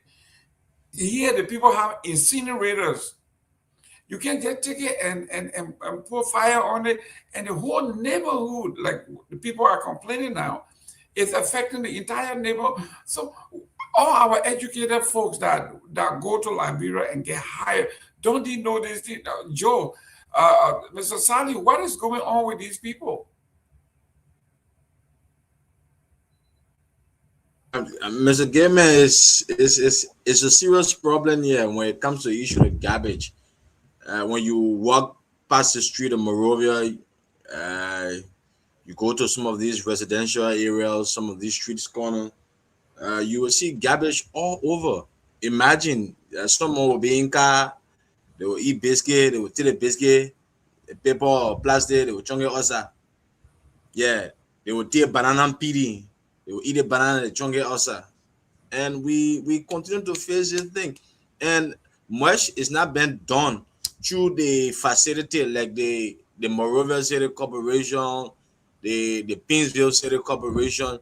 They are not doing much because when you go like interview, then they will tell you, say, funding, we don't have the capacity. Their own capacity is just about money. They will tell you, say, they don't have the capacity. We don't have the funding to do it. People come just pass when you come to Liberia, just drive through the entire Japanese freeway. You will see dikes all over. People get their homes. The disadvantage you will come, they will tell you, say, oh, they can throw that away. And when they're going to throw the dead, they're not going to throw the dead nowhere. They're going to put the dead ground on the quota. You wake up in the morning, you see dike all on the quota. Monrovia is smelling. Monrovia is ready smelling. Isn't that the responsibility of the Monrovia City Corporation? What kind of garbage collection have and they put in place? but like when you talk to them, like just this Go Morovia Day, just a few months ago, the MCC celebrated Morovia Day, and some of the questions that I was posed to the mayor, they are working along with community leaders to see how best they can establish zonal leaders. When you have died, there will be a hotline, and since then, get there to your house and call a hotline and see whether somebody will come to your aid or somebody will come take your garbage. They will not. Then the Zogos will come, will tell you, say, oh, you are there, we can show you there, we'll just give us some more money. And they will take the dyke, they carry the dyke on the main road. Take the dyke, carry the dyke, and put it on the street. When you ask MCC, you ask PCC, they will tell you they don't have the capacity. Wow. So then that create the problem, because the regulating body who should be controlling garbage, who should organize or even bring in private garbage company are not doing that, and they can't deal with the trash in Morovia. So you have the city being dirty, you have people getting sick, and you have the city smelling and stuff like that, because Morovia City Corporation have really done nothing. These guys came when they took over New Day. We saw everybody around town say they were cleaning Morovia. Morovia was very dirty, unappreciative. I was sure somebody would want to drop. Somebody would want to drop. That's why you were doing it. That was so sure. Yeah, we got somebody on the line. Yeah, go ahead. Yeah. Hello. Okay. Welcome. By God's grace, I'm Gade. Everyone here. Okay, this is how to Dr. Peabody, the studio guest, in the dance store there, a partnership with Studio Essence. I want to say thanks to you all. Look, some platform can go there and express our view. They can be opening the past. I mean, say things to closely asking me, like, oh, we're opening the land to Liberian people to express themselves on this platform. I said, they are from lady, they're God bless them. But when they open the land to the old people, they say, oh, you're wrong. The person that said, oh, the platform, oh, Minister is doing well. You know, yeah, but they are doing well. Thank you, but they will not take over anybody. I want to say things to closely asking me. And to the issue, my son. No, what we were saying, I'm in a moment today, I show it. They make it to rescue, now we get a rescue with drugs. Bringing poking and love that person, the thing will leave poking, it will not work. The poking will stand by it and will push it to the next top. They will tell us who brought this drug in this country. I want to say, it shouldn't do anything to profit the Liberian people. Because he got all the needs in this country, he got all the needs, we'll call it on him to do the needful. The city boy is there for somebody in the wheelbarrow to ride it around. We don't want it. Then you do all just and then you call it, you got to document the phone calling like two parties, it should wait. What is for what? If you don't know anything about the person, you document all that kind of things, the document the black guy. And you look at it closely, and so then you call it for needs, coming up with bringing drugs from country. And they take him out of the club to go there and do how to then go back there to the club for his son. What was thinking about drugs? What matters to us? I was there for you taking drugs and not the country. You see it? You go there and put you on a bomb, bro, on a bomb box. Now they're telling us that in the country when you drink, you go free. They will put that in the wall of your seat. They're taking you to the boat. So according to when they see it, you should compromise the Liberian folk. Let him do the needful and follow the need. You should call yourself, what for the best you go for all before you call me. You should put something in the room and put all the things something. People that want money is something very serious. If they were very serious, they were very serious. I don't want to see. Then he came in, they were protesting. So they something very serious. There's something in the room and they take his grab on the phone. They like trouble in Liberia. So all is very serious. So this is for me. That's what I believe in. Let me do it. Like, thank you. Yeah, so what's your take on the Phoebe hospital issue we discussed? Okay. Well, we have a day of being I'm going to pick the front. I'm going to get a front. I'll put in my soup. But not in the front soup. Like the front soup, we're going to put the other everybody. We won't bring that.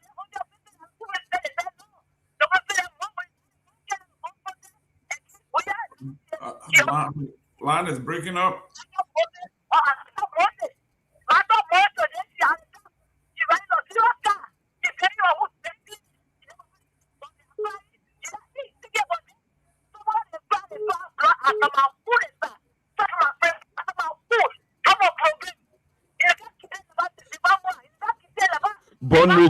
Bonwich. That was Matt CC, the general, and this caller. Your name and you joining us from where? This is the closing argument. Thank you very much, my dear brother, and thanks also to the panelists for the brilliant discussions on issues that I've. Welcome, Poker Robert. No time, quickly. Yeah, thank you very much, my dear brother. The thing is, for the American nations, I'm Poker Robert, and I join you this even for unknown destinations. You see, my sister just said it rightly. When they see a challenge those or just capture government, which is the rescue government, because you go, you come down. The center of the jobs is hierarchy of the rescue. We had the information to our fingertip to the fullest. The only reason you see we are so that's why you are calling from unknown destination. No, not enough for it. But calling from unknown destination is normal, or let's say scenario. Yeah, go ahead. Thank you. The reason of that is because once the law that govern the country have been butchered by the same person that will protect it. There's a political force. Even you like not still chicken, you have to only context money you, but apart from that, the political regime cannot save you. I tell you, because there is no law now that is protecting you. Everything have been butchered. But to the point, you only see it's not just an ordinary person. Before even a CC crime power, you only see have been at that tap of information disclosures. When brother say when I release, the government will cry, they were here playing prepare. More I know making fun. But the same hierarchy called them and they told them that they must drop all of it. They had I want to use political language, but they must drop all of it. Yeah, be decorous quickly. Yeah. Then no, I know thank you. So in that form, man, that how you see the calling, it's true. It's very clear on what is occurring. They are calling volunteers. They are reaching all the volunteers. They are finding all kind of mechanism to volunteer. Because they already know that volunteers got the number one FNL with Pretoria with Vido. But that one part we know that volunteers. Yeah. So what's your take on the Phoebe hospital issue and the burning of the medical waste beyond JFK there? The issue about the Phoebe hospital, people of one of the people I respect. It can be small pervasive, but I respect woman a lot. Because my mother is a woman and I have 2 beautiful girl children. And apart from that, it's woman that gave birth to us. So any capacity of political achievement, I give that courtesy and respect. But you see what Mother Morris did to a friend, it's wrong. It's a chaos. It's a chaos that you committing against yourself. You cannot use your friend as a scapegoat to a tap that you forget about where you claim that you got in you as a person of character. You see what she did to her friend? Her friend had been almost like a laptop. And she even come back laughing at her friend and telling her, when Mara making that statement, say, we'll get money now. It was not the poker hour. It was not the Jimmy Murray. It was to her same friend that you use. That particular audio that King always say, I will get money, we'll pay for your vote. Because she hearing what people saying with in your circle. So she was for her to apologize. What she's doing now, she are acting in that kind of vindictive manner. But I can tell you, we try for our people, as Mansi said, for all that we put our mother, because some of them are there, they were very conscious manner and say, we will not go this out. And some of them fit in the process. Not everybody voted, not everybody go through the process, voted for Boga. Some people are going to the process now, they voted for CDC, because they saw what we have done and we can still do. You see it? Okay. Madam Boy, actually, what you already, this is what you reap, what you sow, and what you reap. Thank you. Thank you. We'll leave Poker Hour there and go back to line 1 to take this call this call on the line. Hello. Kindly lower your monitor. So welcome.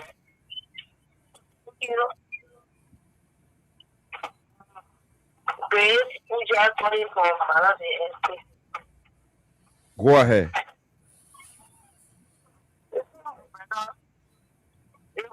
Just issue. So the problem is people I wanted to call, but I couldn't get you. We all have been victims of this issue. Yeah, I don't think maybe I will want to get your personal number. I have smoked this drug for like 11 years. 11 good years. 11 good years. I got in this family back in the year. But now we're saying at the time it was Torgbean friend. Okay. Our months all of that. Every time we in that ghetto, people will go there to us, counseling us, talking to us, set all the issues, and what have you. And most of us were telling our back on the ghetto, now since I left the ghetto like 6 years. I want to go back to the ghetto sometimes when I see my brothers and sisters. I can be like, wow. So that how we're coming to be? Yeah, what is going on? Don't you want to see yourself in this country? We have to ourselves. The majority of the is they are so robbers, criminals. On the top of wicked people. They will get that the people from the sour. The people already hungry is sitting down. People are saying, yes, every people, they are the one that the just in this country. But I don't want to talk more, but even the police, they will go there arrest the judge. Okay, just take my personal number, then we'll talk that over. 0775 666. I'm coming. Yeah, so 0775 666 050. Okay, 0775 666 050. Okay, then you can call back. So we'll leave you there and take this call. Hello. Go ahead. This is the closing argument. Yeah, on Freedom FM 87.9. Yeah. The anyway, taking from the program. I'm speaking from Australia. My name is Jawinde is my name. What I want to say is that those men in the house actually it did not have anything to do with we Liberia. And it's just that it's just an office over and not bring them to take care of us. Because we talk about the drug issue in Liberia. They're not even giving the people the reference information who brought the drugs in the country. They don't want to create more things in the house here. Wow, we lost that caller. We lost that caller. Wow. Yeah. So, okay.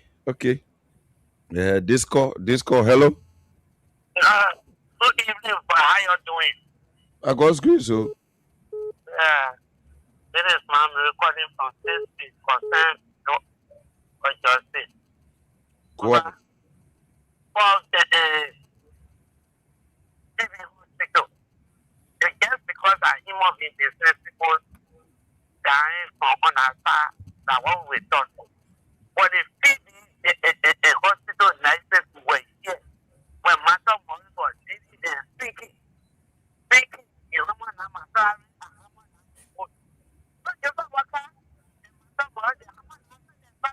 Hospital. Yeah. That's the rent for license to put it there. You will use money to hold it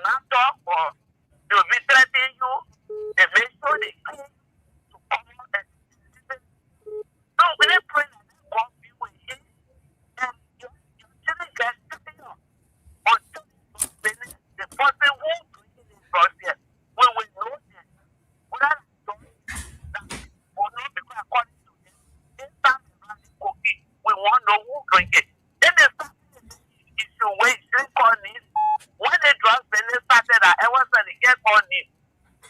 Look at today, we get to know that the president send communication to him about who's doing it, who's breaking his job. Since that time, he cannot consider that in the crowd. We're talking about drugs. They really is the quality. Forget what they need. They really what they need. Who is doing it? And people breaking his job. We don't have they were pouring the government and lying said that young were breaking his job. Now God is exposing them with everything, dodging it.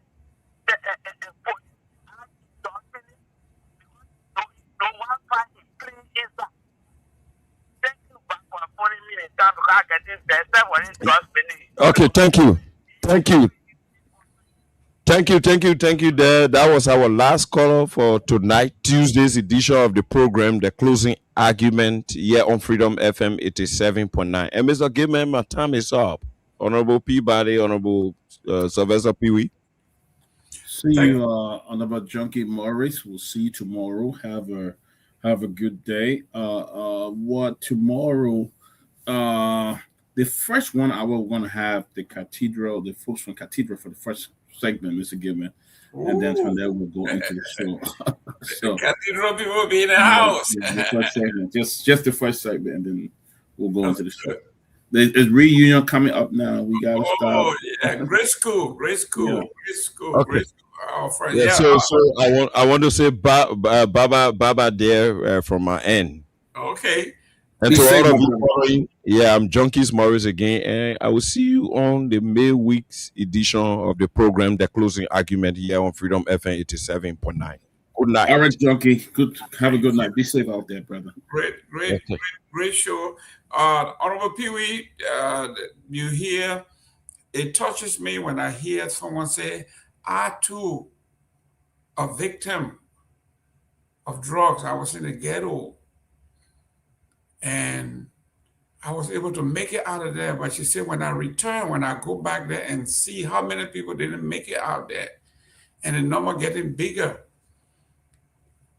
it says that this drug thing is affecting almost everybody in the country. It's affecting absolutely everybody. Some of us sitting here also, everybody. It's in all of our family line now in the country. Absolutely. It don't have to be your son, your brother, or whatsoever, but in the family line, it's affecting every Liberian household. It's a very small country. It's not as small as one want to think. 6 million almost people, but the reason why it's permeating the system, and if care is not taken, the level it is metastasizing, if care is not taken, it's going to go beyond that, and that rate will be exponential. So part of the reasons we face currently in the country is the lack of the insensitive nature of the government to create opportunities for the young people to divert them from thinking about doing those kind of things, drugs. If there's as much more opportunities in the country, you will have pushed more young people to start getting engaged with work, start being more competitive there and getting things done. And probably you will have changed the mindset of most of them and get some. But other than that, there's no much opportunity in the country in terms of job creation, of even creating more TVET institutions across the country. That would have been part of the road to redirect the young people.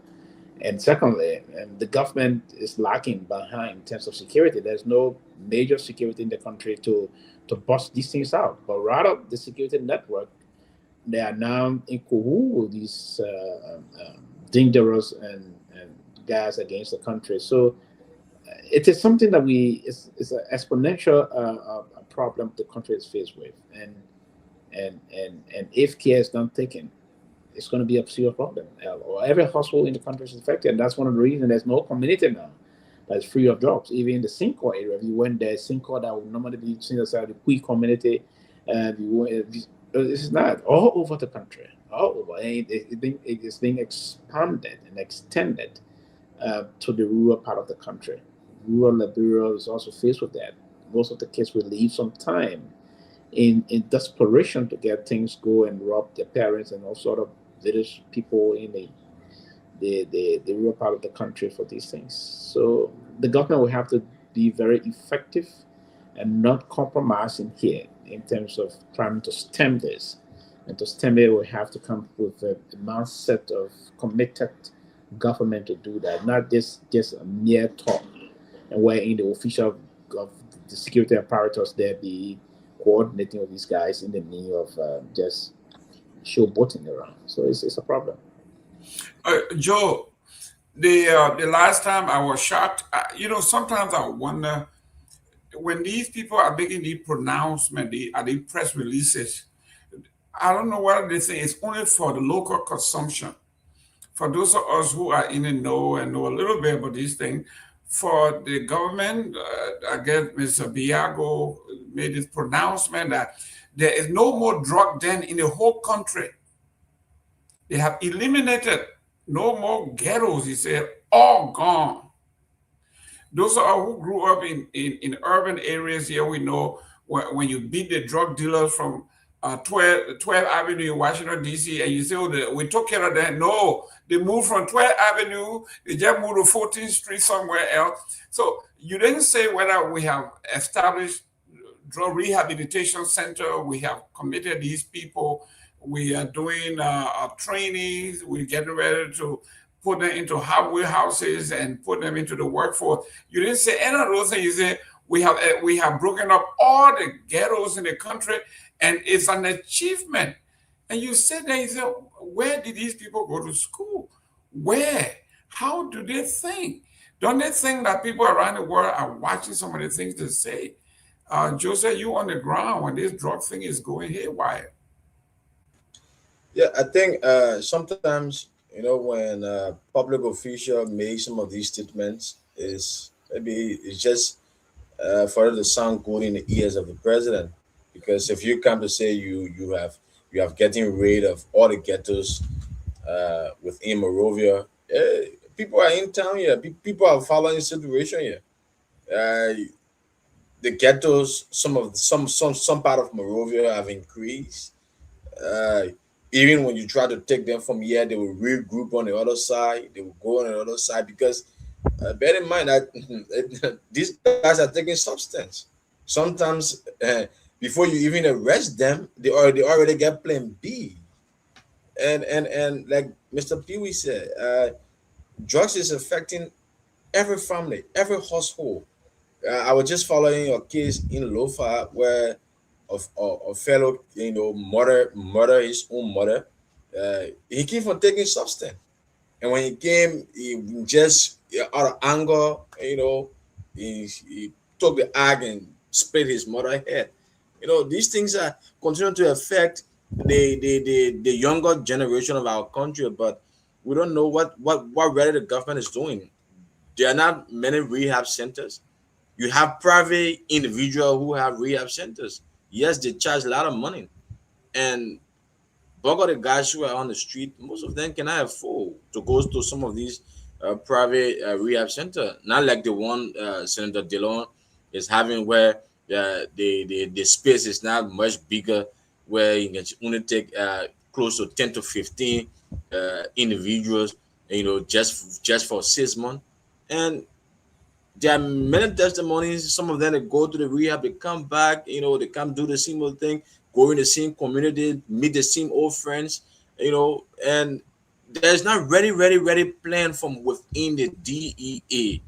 We have a system here. I don't know whether Mr. Pewee or you guys are aware of it. And when you walking around town or somewhere, some places in the community, whenever you see a slinger on a lepo, just know that they're doing drugs business in that place. It's happening here. When you see slinger on the main LEC line, slinger just cross the day. Just know they're doing drugs business. Just know that entire environment is involved into drugs business, and the DEA is aware. We have so many bordering parts in this country. Sometimes some of these things that they bring to the public that they want to can see. Why about the one that they are not seeing? You go to some of these bordering points in some of these countries, you don't see security. I went to certain part of Nima. You only see one immigration man to one small place where you can just cross the water. One immigration man, and somebody coming with huge concern man and giving that man money. You think that man will not hold it? That man will hold it. That man will forget about whole generation that he coming to destroy. So much has not been done when it comes to the security aspect of it. When it comes to the rehab aspect of it, you chase the guys from the street, you beat them, you carry them you carry them in cell. Yes, they spend 2-3 days there. They come back from the prison. They get on the street. They get in the environment. They go and consume this same thing. What really the government is doing? The same rescue government that came on the mando of drugs. The president, in his inaugural address, said the drug thing is a national emergency.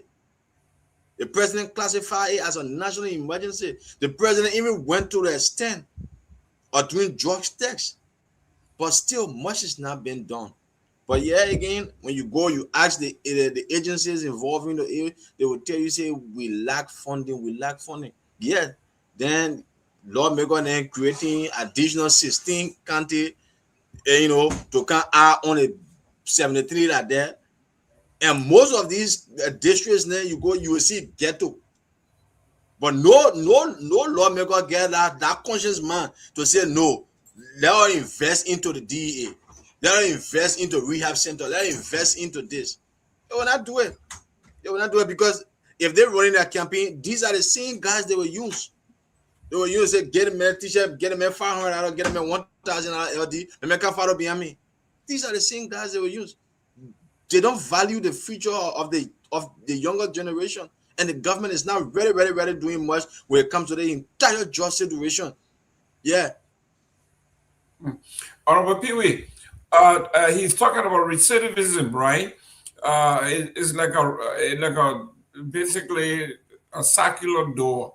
You arrest the guy, you say, okay, we close down the ghetto, you put him in jail. You have not addressed the substance issues. You have not addressed the root causes of why they are on the street. You put them in jail for a few days later, and it's a revolving door. They just come right back to it. So recidivism is a serious issue for those who you think, well, the president brought you in, right? They gave you a job to do. They expect you have some expertise, you got some know-how. If you knew as a person that, there's no resource to run your office to do anything, why take the job? The president brought you there to be innovative, to be creative, to find solution. That's your job. The president brings you on because of your expertise to bring solutions. You can't say that now. The same thing everybody says, we are underfunded. We don't have the capacity. So you're getting paid. You got a budget. And you come here with this entire stuff. Recidivism is for real, Honorable Pewee. You are muted.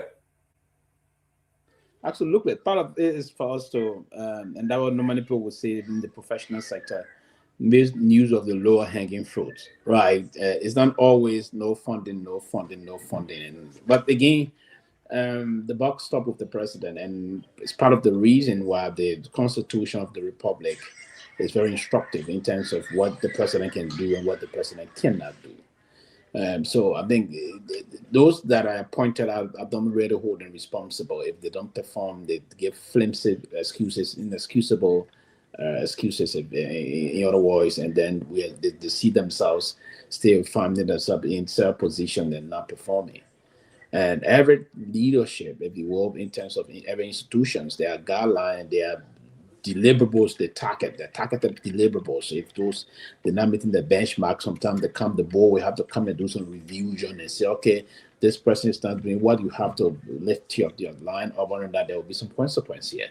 And this all in every institutions. You have to do some revision and take stock of where you are, and then begin to see if you're meeting your targeted goal or if you're nearing them. If you're not, and you want to find out why the bottlenecks, and then you try to work on those things, to hurdles and the hell of that, and work to improving the situation. The president got the prerogative and the sole responsibility to appoint these people and ensure that they work via his pleasure, the way and pleasure of the president. So If I were to be appointed by the president and not perform, want to give some flimsy excuses. In other words, the president should move and use his power he has, right? Instead of people just coming up talking about this and that and other things, it's not going to help the country. The country we have to focus on, and that's part of the reason why we have leadership, Mr. Gayman. Or that they will say, okay, everybody would be here and viewing everything. Maybe we'll have 10%, council of 10% reviewing this. I like Mr. Gayman. I don't like City. And then sometimes it happens, oh, Gayman performs. City didn't perform. The other people, so everybody will get divided. No, the Constitution said that only one man will appoint all these people. And the people of Liberia will appoint that, will elect that man to give him the power. And that's the line. So until we can now focus on supervising effectively folks that are appointed, and that the supervision authority is given to one person. And in other words, in recent history, the past two presidents of our country, the immediate past president, the current president, I see that they're very too sympathetic in terms of their supervision. The authority is very poor in terms of things. And I'll be very honest here, because you appoint a government official, if they perform, they don't perform, you say to hell with the people. Yeah, the people just perform. So what I'm saying that this current president do is that I think he's certified with the level of performance. And if it is that way that he's certified with the level of performance of foreign equality, meaning then I mean he's not implementing his role to superintend the nation very effectively. And that is a very poor judgment on his part. And and that got to stop, because we're seeing all the lapses in the country. There's no job creation. There's no job creation whatsoever. There's lack of security in the country. There's a proliferation of the drugs all over the country. It's been proliferated across the country. Even to make matters worse, you have people in the security sector, in the security apparatus, high-ranking security officers that are helping to convolute the situation. So a lot of things are unfolding in this area. In the social sector, there's not much that is unfolding. In terms of infrastructure, the road network, we stayed behind, if you will. Ever since we started this whole thing about the RIA road, the former past government started it a little bit, we stay far from it. We didn't even know when the road is going to be done. Are we going to, that road going to be that way? That's an international gateway. I thought by now the President of the Republic will have mobilized all resources from his government to say the mobilization of these resources will go directly in the name of ensuring that this road is done, because this is the international face of our country. Everybody that enters the country, we have to come via this road. What are we doing to expedite this road project? Nothing. And they are saying, oh, sometime 2027, I'm getting from information also, it may not be done 2027, they're now targeting 2028. I'm sure we will be on this road up to elections. So the person that's got the authority to do the supervision himself, I think there's some problem. So that would be the reason why people will do these things. But other leadership in other countries, if you are not performing, the president don't have to give you notice. The country didn't say the president will give you warning. No, there's no room for warning. It's way and pleasure. So we have to understand way and pleasure from someone getting a job that you should be retired. HR party say you signed this. Oh, okay. Pewee, you'll be warned, you're not performing, first warning, second warning, then suspension. No, it's not this. The president can fire you at will. He even goes to bed. Even if you're performing, the president says, I don't know how you perform, he should fire you. Then how much about those that are not performing? So I think, Mr. President, we have to see some reason to do this, but he cannot. His deputy minister came out and condemn and rebuff the chairman of the party, because the chairman of the party said something that was stupid. It's not in line with what the president believe and think. And the deputy minister rebuffed him. And we haven't heard anything of such. There's no reshuffle. He's saying there should be reshuffle. Meaning the chairman of the party is openly agreeing with the Liberian people and saying to us, I'm not agreeing, saying to the Liberian people, there are a lot of bunch of incompetent, corrupt, misguided individuals in the government. And the president is about to come and move and dismiss those incompetent people, reshuffle some of the ones that are in the name of things competent, but need to shift a little bit to perform very effectively and efficiently to other areas. Get the competent one completely out, the non-performers out, those that are performing. We try to reshuffle them and see what can happen. He said no. the person is not going to do that. The person is okay with this thing. Meanwhile, these are things that were discussed in one of the cabinet. The president said he's okay with things. So, I mean, that's what the deputy minister is trying to communicate to the Liberian people. And then the party chairman himself is completely incommunicado. He doesn't know what is unfolding, but he's just being sentimental, probably angry. He wanted to use part of that again to show some level of strength here. It's quite unfortunate. Mr. Radis here, please say something here, and we have talked about this a whole lot here, and hopefully Liberia will understand and respect the honor of labor. He said he went to AMBU, he went to LU, but when he came in this country, he decided to be his own businessman. He started driving Uber. He is his own boss, and he's making more money than a bachelor's degree would make, because I know a lot of Uber drivers that make a lot of money. That is the dignity of labor in this country. You can have a degree and you can still become a small business owner. You can be a small contractor and you make more money than the guy with a degree. But I want to believe if Mr. Siaple was in Liberia, he would have never attempted to buy 1 or 2 taxis, to own a fleet of taxis. He would have never started with a taxi, because in Liberia, they will call you names, they will disgrace you, they will dishonor you. You go to the university and you're driving cab. You go to the university and you're driving keke. But they are not seeing that you are feeding your family.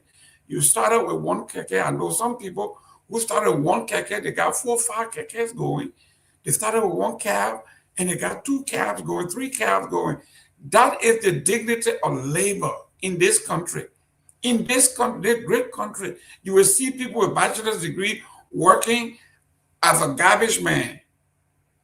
The garbage truck, you see those people driving, those guys make so much money. You can sit in your office with your bachelor's degree, those guys go to work, they make $30, $40 an hour. And you're sitting there with your tie and all that. So, Mr. Siaple, that is a very important point. Those who are calling you names, they say you're stupid, you don't have brains because you're driving your Uber. You are self-employed. You are your own boss. You're making money. So don't listen to whatever they tell you. That's the kind of idea we want to take to Liberia, that everybody who graduates, you can't graduate from the University of Liberia with a degree in business administration, and you go to Pewee office at the Ministry of Foreign Affairs, you know, can you hire me? That is not why your degree says. Your degree says you are business administrator. Your job is to start your small business, or call Sally, call Pewee and say, you know, guys, I see a business opportunity. Let everybody put $1,000 together a piece, and we share the outcome 33%. Let's start something. Let's start selling billboard in mass. Let's start going around the country and buy coal and stock them. When they're in high demand, we sell. We make money. That's what business people do. But you get a business degree, then you go into the foreign ministry for a job. You go into defense for a job, because it has been ingrained in us that if you don't work for government, you are working for government with your necktie, you're making $200 a month, entire month. You spend $1 a day, $2 a day, $1 to go to work, $1 to come back. By the time the month ends, you have spent $60 on transportation.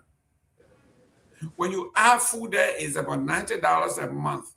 When you take out the taxes, you bring it home, $80. When you take out the $60, you got only $20 remaining. How can you survive on that? But yet and still, you need the nomenclature. You want to be called, I am, what do you call it? I'm a staffer at the Senate. I'm a staffer at the House. And then when you go into work, you're asking folks to help you out. Sally, let's talk about the dignity of labor. Okay? Let's talk about that. Mr. Gayman, you see, for your side, you people have so many companies and, you know, private owned companies that people really want to work, right? and not yet for Liberia. You look at the government, the government, even there are a lot of people who want to go to government, and not because of any other thing. Yeah, a lot of people say, oh, they know the prestige, the other, like you said, people will say, oh, I'm working at the Capitol building, I'm personal staffer, I work at the Ministry of Finance, the Ministry of Foreign Affairs. You know, there are a lot of people who want to go to the government side. But if we have companies, right, even like cap companies, cap, who will come, you know, just there are a lot of people here who get degree, bachelor degree, they really want to work. People just want to earn money. There are a lot of people here who want to earn money. There's a girl who is right now training on Facebook. She's at the university and she's shining shoes. Imagine a female shining shoes. I saw her yesterday. Yeah, she's shining shoes. There's no work. There's no work. One of our colleagues, a female journalist, she got so disappointed on, like, imagine she making $5,000 Liberian dollars. She got so disappointed until she left. She started selling in between cars. She started selling biscuit. So there are a lot of people who want to work, but the environment is not really conducive. And there are one of the things that government should really, you know, look at. Yeah, at least the Ministry of Youth and Sport, they are coming in with this as low employment on cadet program. You know, taking raising the number up to 1,150. You know, it's a good start. But again, imagine you only work for 6 months. After 6 months, you go back to your house, you be sitting, looking for another opportunity again. There is no factories. There is no company. Joe, yeah. I gotta disagree with you. Honorable Pewee, this one here, I gotta disagree with my colleague here. We complain. Listen now, we are complaining that the foreigners, people, the Indians, the Fulas, the other folks are getting wealthy at our expense. The Chinese now, they are selling bitter ball and pepper and those things and making more money than the Liberian citizen. How can you say that you graduated from you don't even need a university degree to recognize gaps within the economy? Gaps. Everywhere you go, people looking for pepper. They're looking for this. So the Chinese people have said, you know what? Okay, the Liberian people need these things. This is what they call cash crops. We're going to sell the bitter ball to them. We're going to sell the pepper to them. We're going to sell the potato greens to them. We're going to start selling the water in mass. It's about ideas, Honorable Pewee.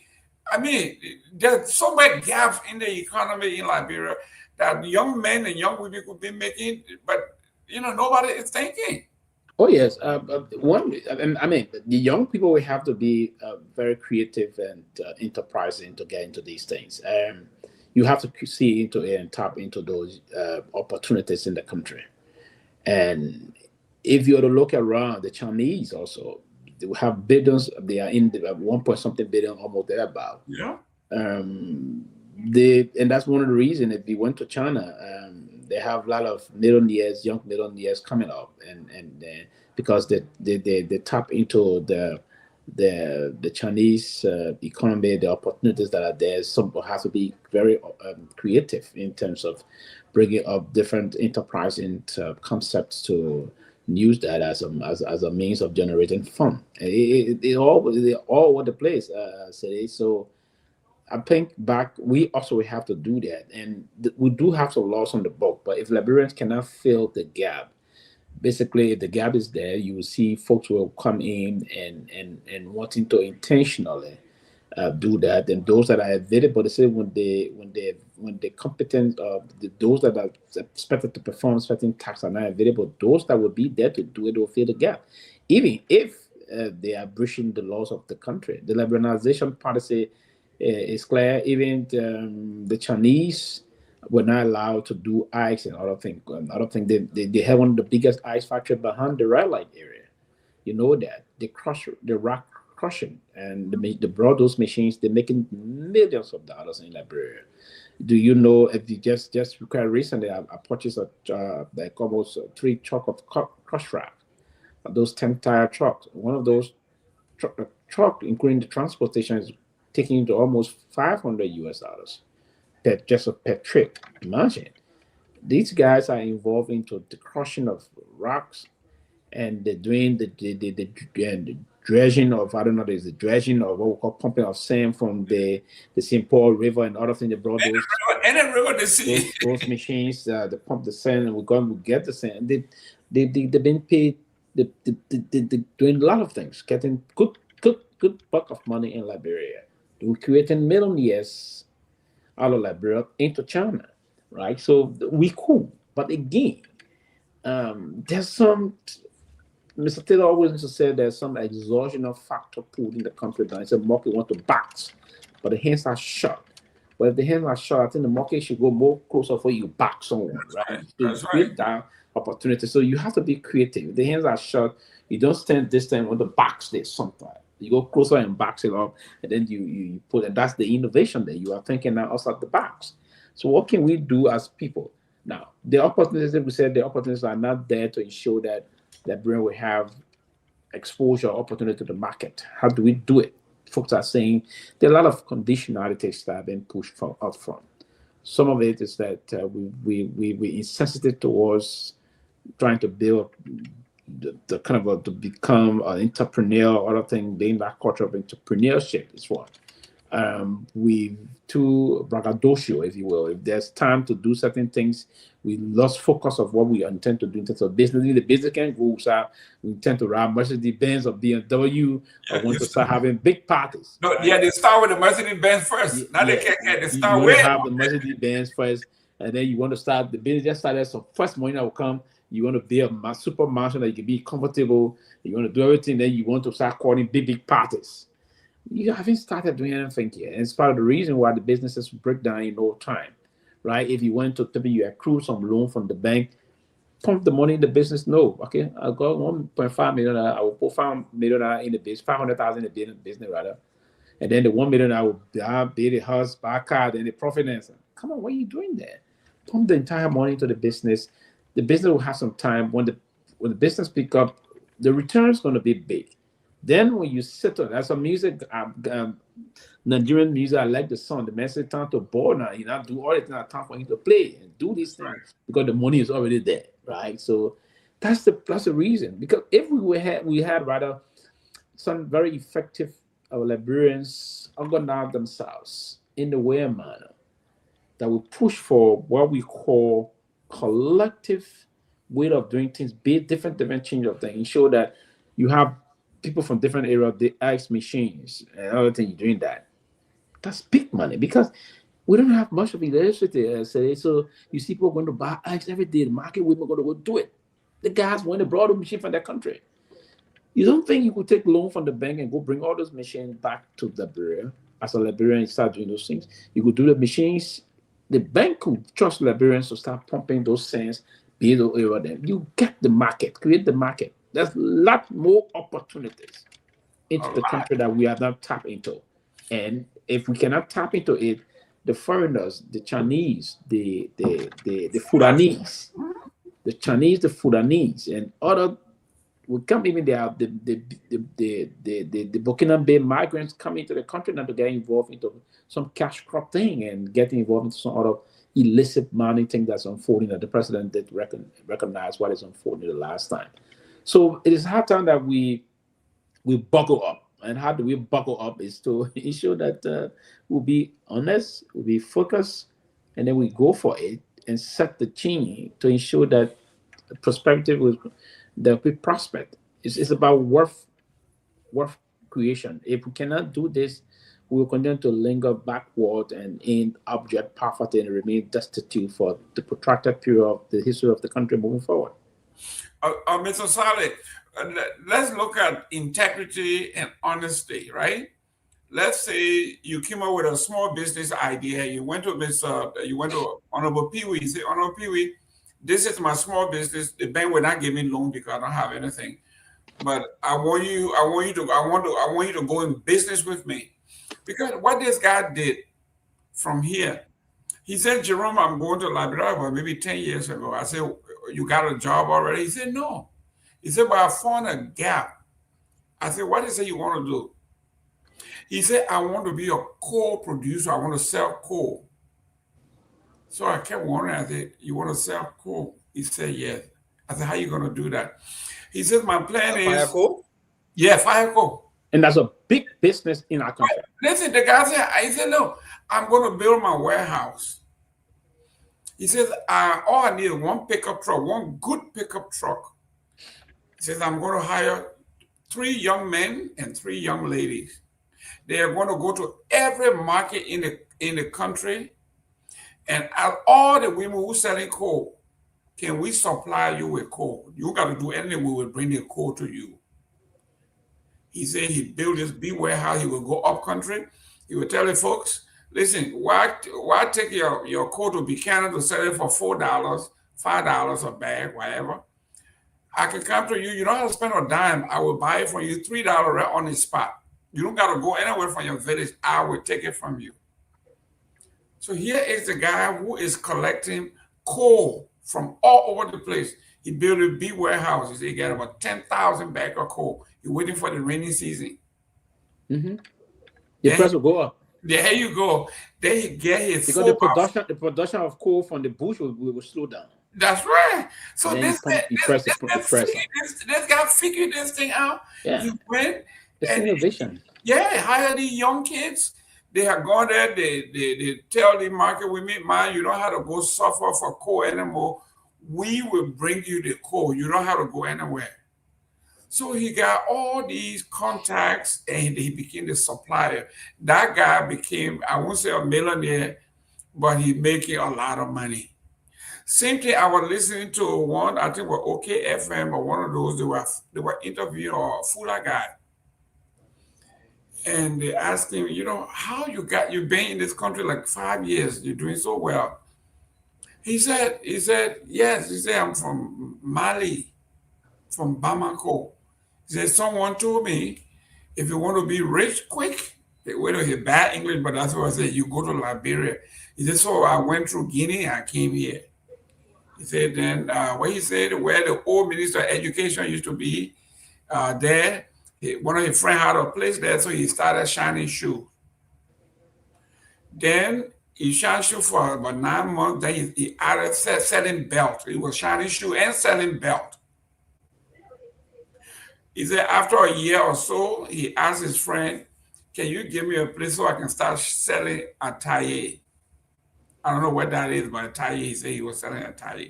So now he was shining shoes, selling his belt, and he was selling attire. He said within 2 years, he saved enough money, he had his own shop, he opened an extra attire shop. This man, in 3 years, coming from Mali with nothing, hiring Liberians. So I'm looking at this and I'm saying, you have to have a concept. You got to have an idea. What is it you want to do? How you going to do it? No matter what people call you. You know, you shining shoe, you're doing this, you look so good. Okay. Now, in 3 years, the gentleman now got 2 attire shops. He hired some Liberian now to work for him. He's still shining his shoe. He's still selling his belt.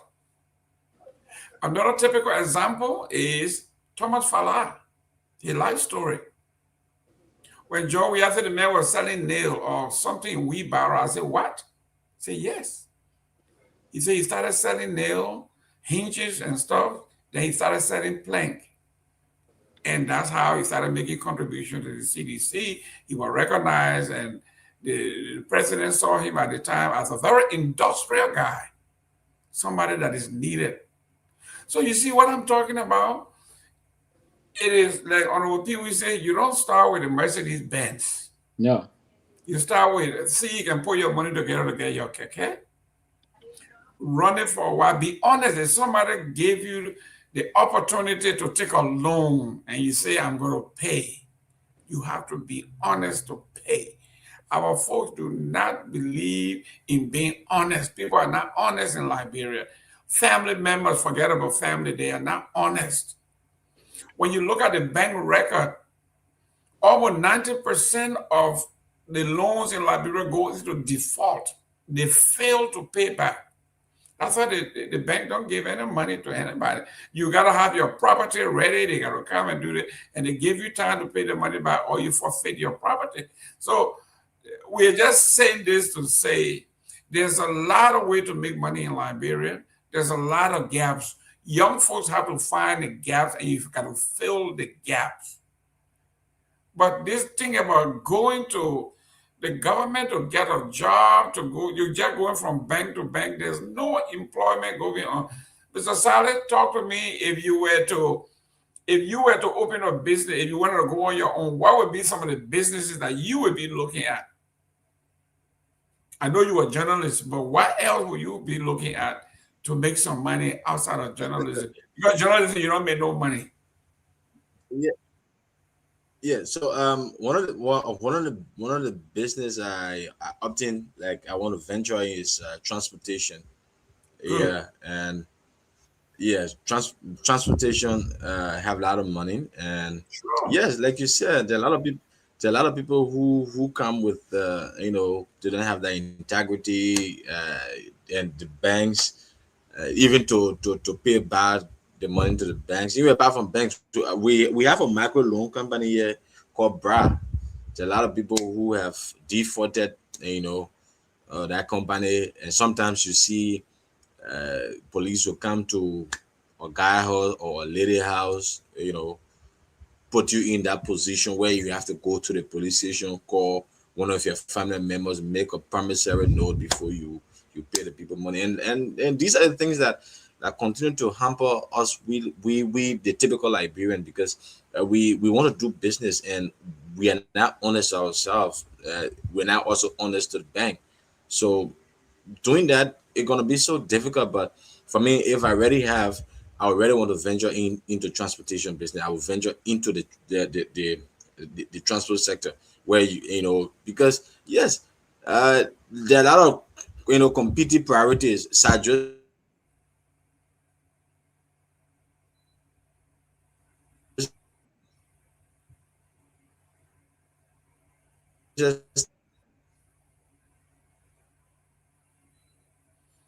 Well, the internet in Liberia is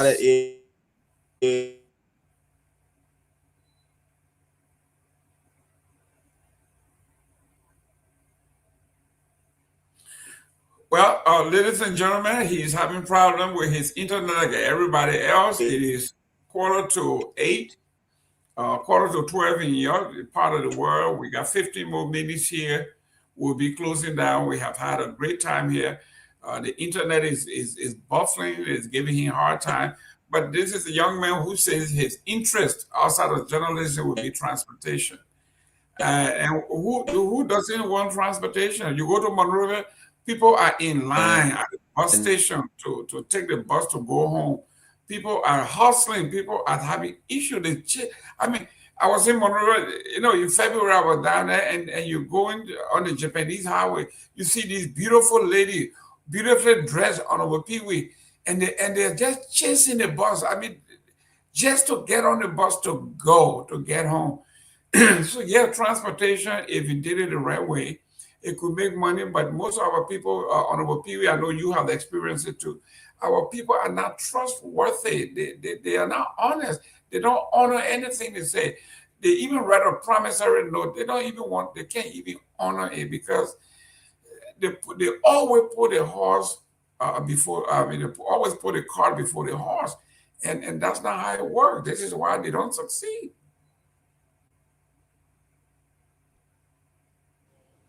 This is a very serious this is a serious situation normally, in terms of the way we do things. And even they think about people shuffling on to the morning rush sometimes can be terrible. I experienced this before also in the country, years back when I was staying in high school, and most of the time, not in high school, but high school I used to have the privilege of time with my dad would drop me, or his driver would drop me or so.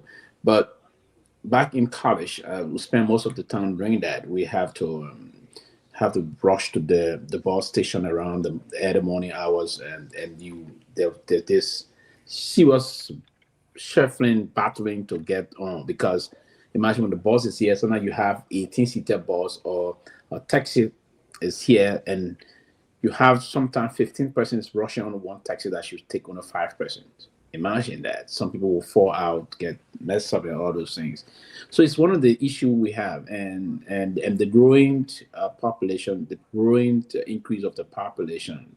You know, the Greater Monrovia area and its surrounding suburb, they very densely populated, condensed in a more condensed way, if you will, and more in recent years, the population been exponentially growing upward. So you expect that the transportation system will be, and it's part of the reason why we have a massive importation of those other vehicular things like keke, motorcycle that's just pumping into the country.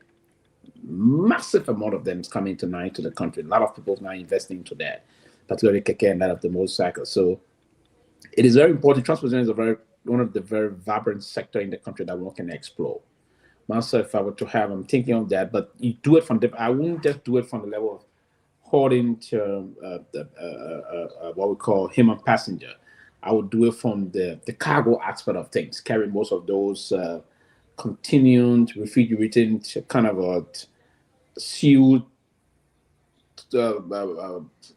vehicle we have here that can do that. Because if you were to have those refrigerated tap, for instance, and you want to ensure that because most of our perishing food products that we have to leave to go places like Hapo, Lofa, distance area from Monrovia, and there's a problem. And sometimes the roads are terrible.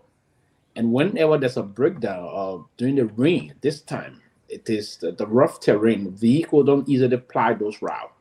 There's some difficulties in getting to rough terrains, if you will. So if you got those kind of a thing, you put those where you have those how they call it, those frozen food, like chicken feed, and these are things that we heavily consume. Chicken feed, pig-tailed chicken wings, and all those things, before then, all those fish, and the rest of that. Those can convey it to their destination.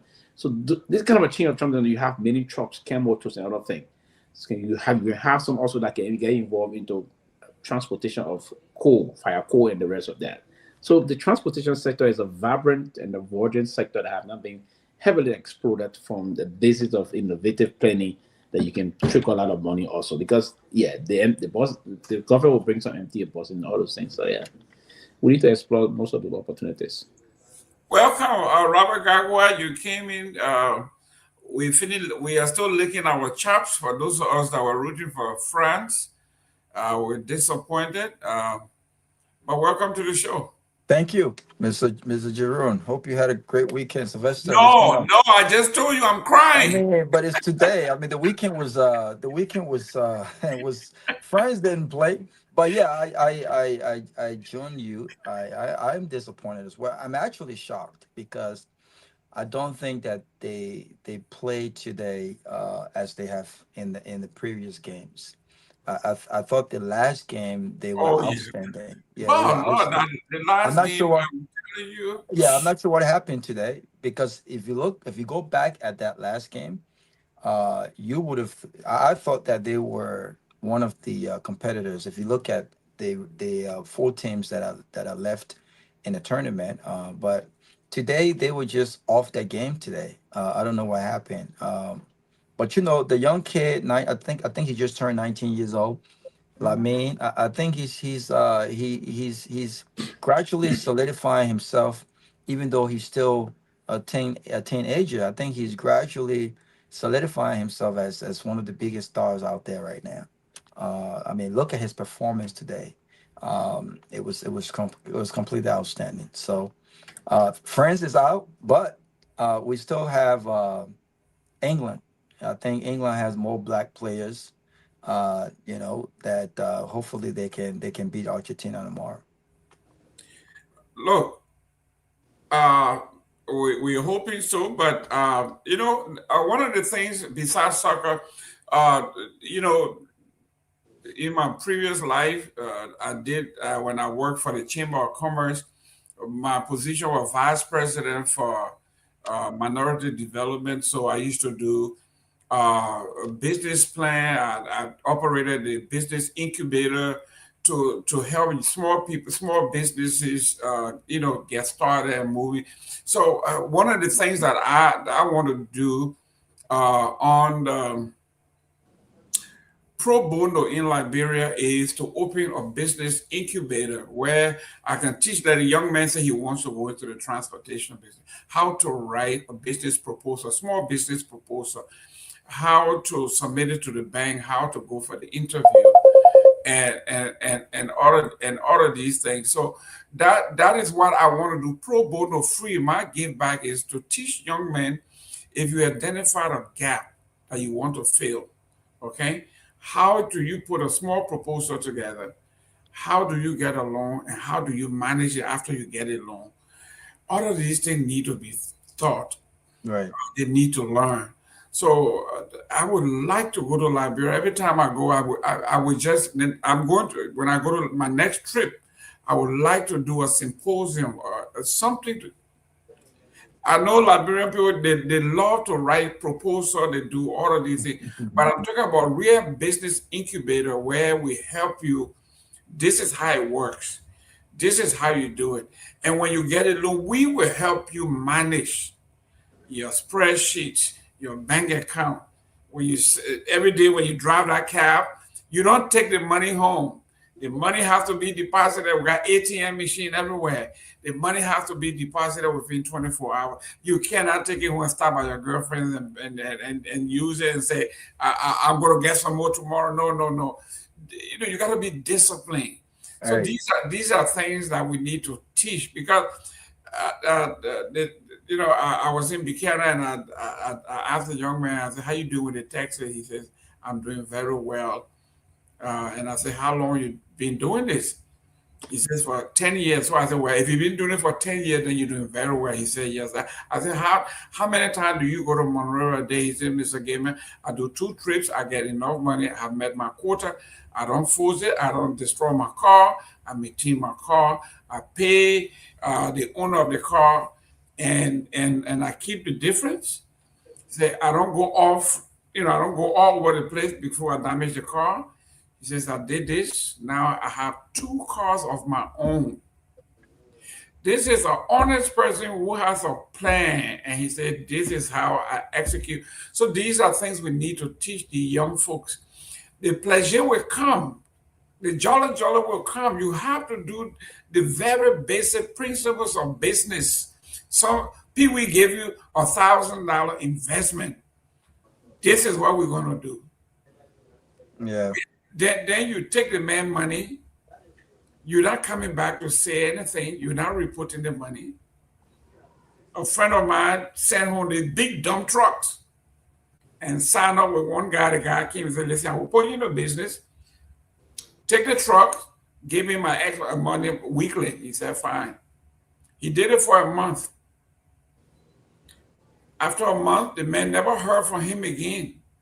The guy named is Emmanuel Bozio, never heard from him again for a month. The next time he called the police, they found out the car was at the border of Guinea in Nima.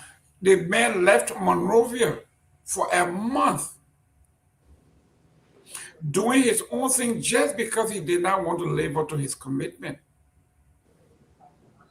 This is how dishonest the people are. Somebody spent that kind of money, bought a 10-tire truck from here, the Mike truck, and pay a lot of money at a stupid port authority there, and finally freed it and giving you a shot. And that's what he did. Wow. Shocking. It's crazy. Shocking? Well, it's not shocking, but there you go. But so we are saying this to say everybody cannot work in government. Yeah. Everybody cannot work on the task too. There's so many gaps in the Liberian economy that young folks should be making millions. Even if you were selling pepper and you decided to buy pepper wholesale up interior, bring them to the city and sell them, you can still make money. cassava leaf. You go to the village and buy a cassava leaf, come and granulate and grind and put them in packets and freeze them and sell them. You still make money.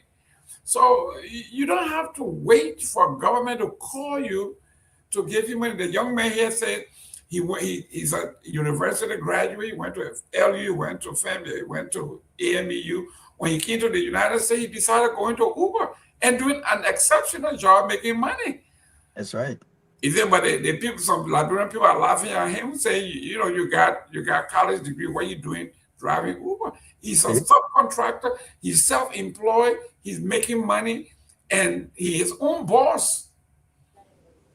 Garguah, you in the same business. I think when you go to Liberia, you got to help these young men and women learn how to operate a business.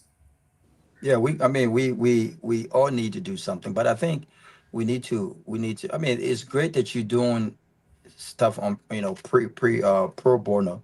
It's good. I don't intend to do anything on pro bono. I intend to consult if necessary in the hospitality sector. Of course, there are people that we can impact on a small scale, but I think on a bigger scale when it comes to the system, right? I think that's those are some things that I intend to do.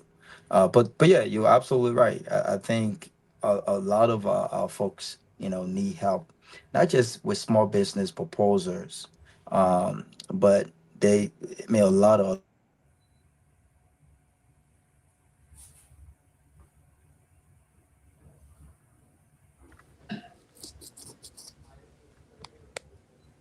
You are muted, Robert. Okay, maybe so. Robert, we can't hear you. Honorable Pewee. Yeah. I was gonna be running. So yeah, we got. No, we got two. I can hear you now. Yeah, okay.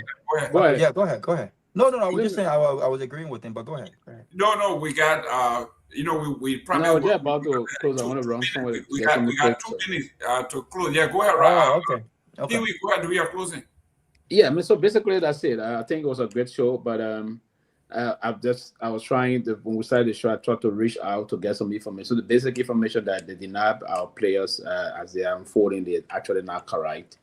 There are some little issues they have. We have most of the players, they believe they can do the scouting from here. They will use this one from there, and the one coming from the other part of the world that got the visa to come, they will do that. And the issue of the money thing, I just spoke to one of the deputy ministers from the Youth and Sport Ministry, said the government already agreed to fund the money. So the money will be available between now and hopefully on Friday. And then the guys will move in quickly to meet the issue. So we hope the Lone Star will wish them all the best, but we think the government should put more money now moving forward into the national team and the rest of that. So they believe, as it was portrayed, it's not as the way they just, when they say, oh, the entire national team was denied visas, but they didn't give the information that way. But I spoke to the deputy minister, I spoke to the FA also, and they said there's some issue on this. So thank you and good night. Good. Robert Garguah, we're talking about the Lone Star. It is confirmed that the 2 goalkeepers were denied. 5 of the players were denied. Most of the staff were denied. But those who are coming from, if you were an American, you were playing in Europe and you come in, that's fine. Those guys are okay. And the difference would be local players in the area that will, try to integrate them. But yes, I wasn't shocked because for the World Cup, the people deny a lot of other players and coaches and referees from entering their country. Coming just for a friendly match, to me, I thought it was really, really stretching it. So I wasn't surprised when they denied. And then the corruption in the Liberian Sports Association by putting more staff on that list than even players. I mean that's crazy. Exactly. But I'm glad that the information is gradually being corrected, and I think there are additional information that might come out with regard to that. That's why when I saw the news circulating online today, I thought it was to caution us to, not just share anything, because to what just based on what Sylvester just said, people misled the public by saying the national team has been denied entrance into the country and things like that. Even before the players confirmation came in, as far as some of the players that have question mark, there were only officials that were denied. 10 of them went for the interview, 6 of them were denied.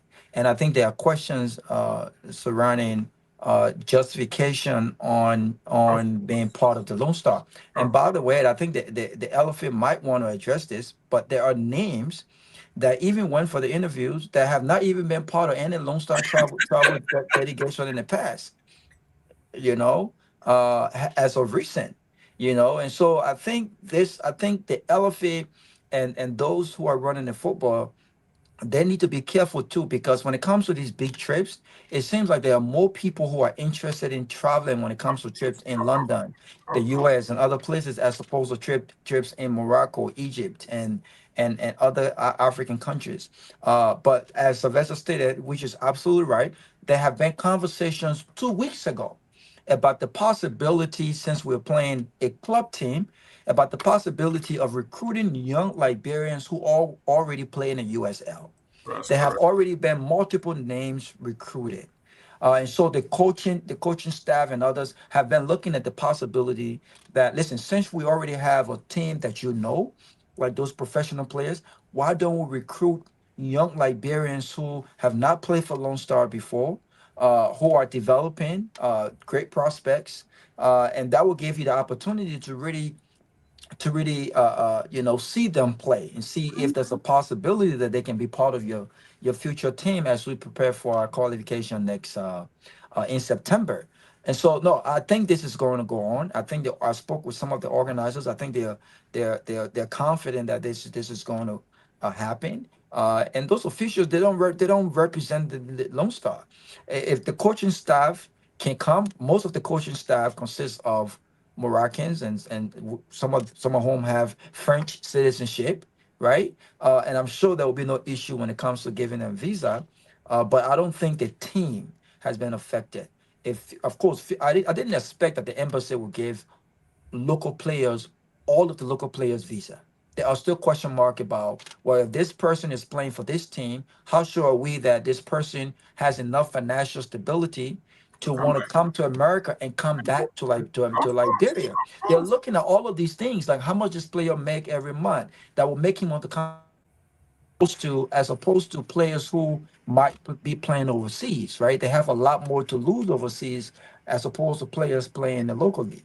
So we expected this, but all of this news about the Lone Star has been denied entry, I think it's misleading. We should be very cautious and allow the information to come out and what have you. But I'm hoping that the game is not canceled, and I'm hoping that all goes well. I think we have more than 15, 16 players, young players, including international players like Peter Wilson.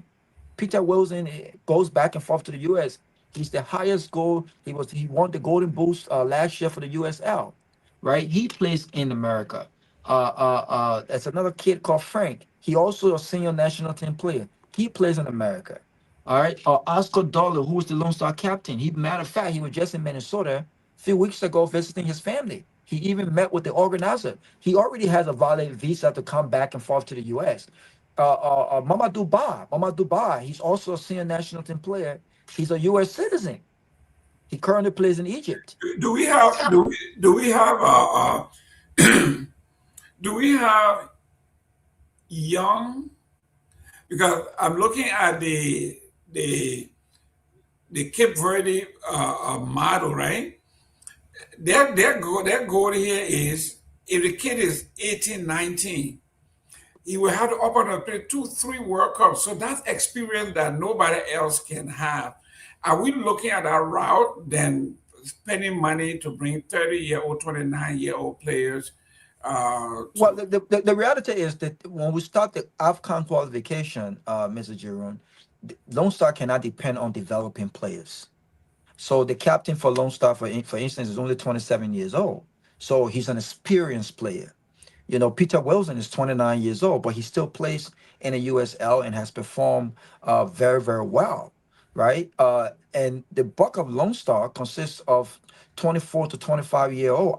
Our left back is only, he's not even 20 years old. I think he recently turned 20 or 19. He plays in the Czech Republic.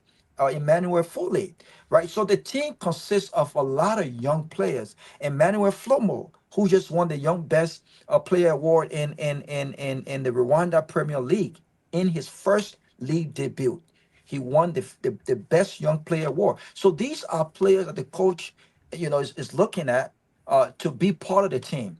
But when you take 18-year-old and 19 years old from the USL, right, they are prospects, right? So you get them sooner before the US see them when they become, when they start signing for these big teams in Europe, right? So the idea is to bring them, let them form part of Lone Star, let the coach take a look at them. The fact that they're willing to represent Lone Star at this friendly is indicative that they're open to represent their country of birth, right? So I think it will be a great thing for the coach to look at new players, especially young players against Minnesota United. But you can still add some experience on that team, like Oscar Dollar, who he already has a visa. He can come here. There's no issue about him coming. Mamadou Ba, he's a U.S. citizen. He plays in Egypt. He comes to the U.S. all the time, right? Emmanuel Foley, all these players that are playing in Europe will be given U.S. visa. There's not a problem with them. I think the problem is the local players and all of the number of officials that they're trying to make this trip. I think that they're where the problem lies. So I think from all indication, this game can still go on and we can still be successful. So let's look at the financing. You can have all the players who won, even those that are domestically located here. If you don't have the proper funding for transportation, housing, benefits per down, if you are, I don't know whether it's one friendly or two friendlies, if it is a week event, you are talking about a hotel for each player for a week, talking about flights, you talk about meal, you are talking about per down.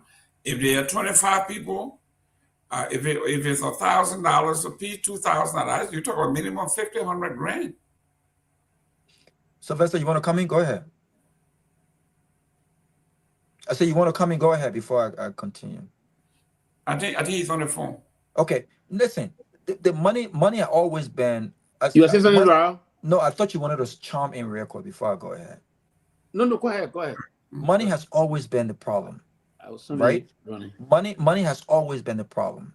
And when you see teams like Cape Verde performing so extremely well at the World Cup, it's because Cape Verde invested in the team. But you know what Cape Verde did that a lot of us have missed? Most of the players you see playing for Cape Verde now, including this goalkeeper, they did not play in top leagues. The kid who scored that extraordinary goal against Argentina, that was a goal of the year, right there. But you know what? Just a few years ago, he was playing in the Portuguese third division league. Not anymore. Not anymore. He just signed for Benfica. He signed for Benfica right before the World Cup started. Good. No, but even before the World Cup, what I'm saying is, when he was given the opportunity to display for Cape Verde, international scouts started to see him. Of course. The talent on the biggest stage. So when you see Liberian players playing in the USL, when you see them play in Israel second division, when you see them play in these countries, we tend to undermine and talk down on them. But the reality, the team that we praise today, most of the players were third division players in Portugal. Yeah. I remember when William Jibo signed in Portugal for the second division team, people talked down on him, but he became one of the biggest goal scorer of Liberia and was a nominee to become of Africa's best talents. So for me, it's not about where a player is currently; it's about the talent. And if we can get these young players, you think the U.S. scouted Tim Weah when he was at the academy? When he was already famous? No, they started scouting him when he was a kid, right? So we need to trust these young kids, invest in them. If the government can find money to take all of these trips with large delegations and large per diems, then of course they can find money to ensure that these players are also accommodated for 1 week or few days, and also give them a good per diem. There should be no excuse about that. But we don't prioritize these things. We don't understand the economic benefit that comes with them. Today, Cape Verde is one of the most attractive tourist attraction today because of the participation at the World Cup. Everyone wants to know, where is Cape Verde located? How much is going to cost to go to Cape Verde, to the point where they had to suspend 96 countries that they previously had visa at upon arrival, right? Because it was an opportunity to expand tourism. So we have to look at the bigger picture when we have these discussions, and the government must understand that you cannot get return on $0. You have to put in the money, invest in these players to ensure that Liberia qualifies for the AFCON. Yeah, ladies and gentlemen, this is what we are talking about. You have to combine the two, talent and investment. You have to, there's no way around it. Because investment requires medical, we talk about health care. If the player gets wounded on the court, do you have enough insurance that that player will recover in due time? We're not playing a game for the love of it anymore. We're talking about the business aspect of it. The young man comes, he plays, he's a prospect in Portugal or wherever. He plays even second or third division, and he's playing, and he's a prospect. He leaves to come to play for the Lone Star in Minnesota. Do we have insurance? Even the MLS, right? You play here, Major League Soccer, you're making money. Do you want to risk it and go play for the Lone Star in Minnesota and there's no insurance? If something happens to you, your career comes to an end. These are the things we are talking about when we talk about sports management. That's what they call it, sports management. So with your own connection with this team, do they have insurance? Do they have health care that these kids will be risking, or they just want to do it for the love of it? Yeah, right now it's just for the love of it, but those are legitimate concerns, and I think those concerns have been expressed by former Lone Star players. I mean, it's been a long, it's not a conversation that just started today. So I agree. And listen, I have to give credit to the new youth and sports minister. I think she hit the ground running. I think she's implemented a lot of things. I think for the first time in many years, or for the first time ever, the county league had a draw.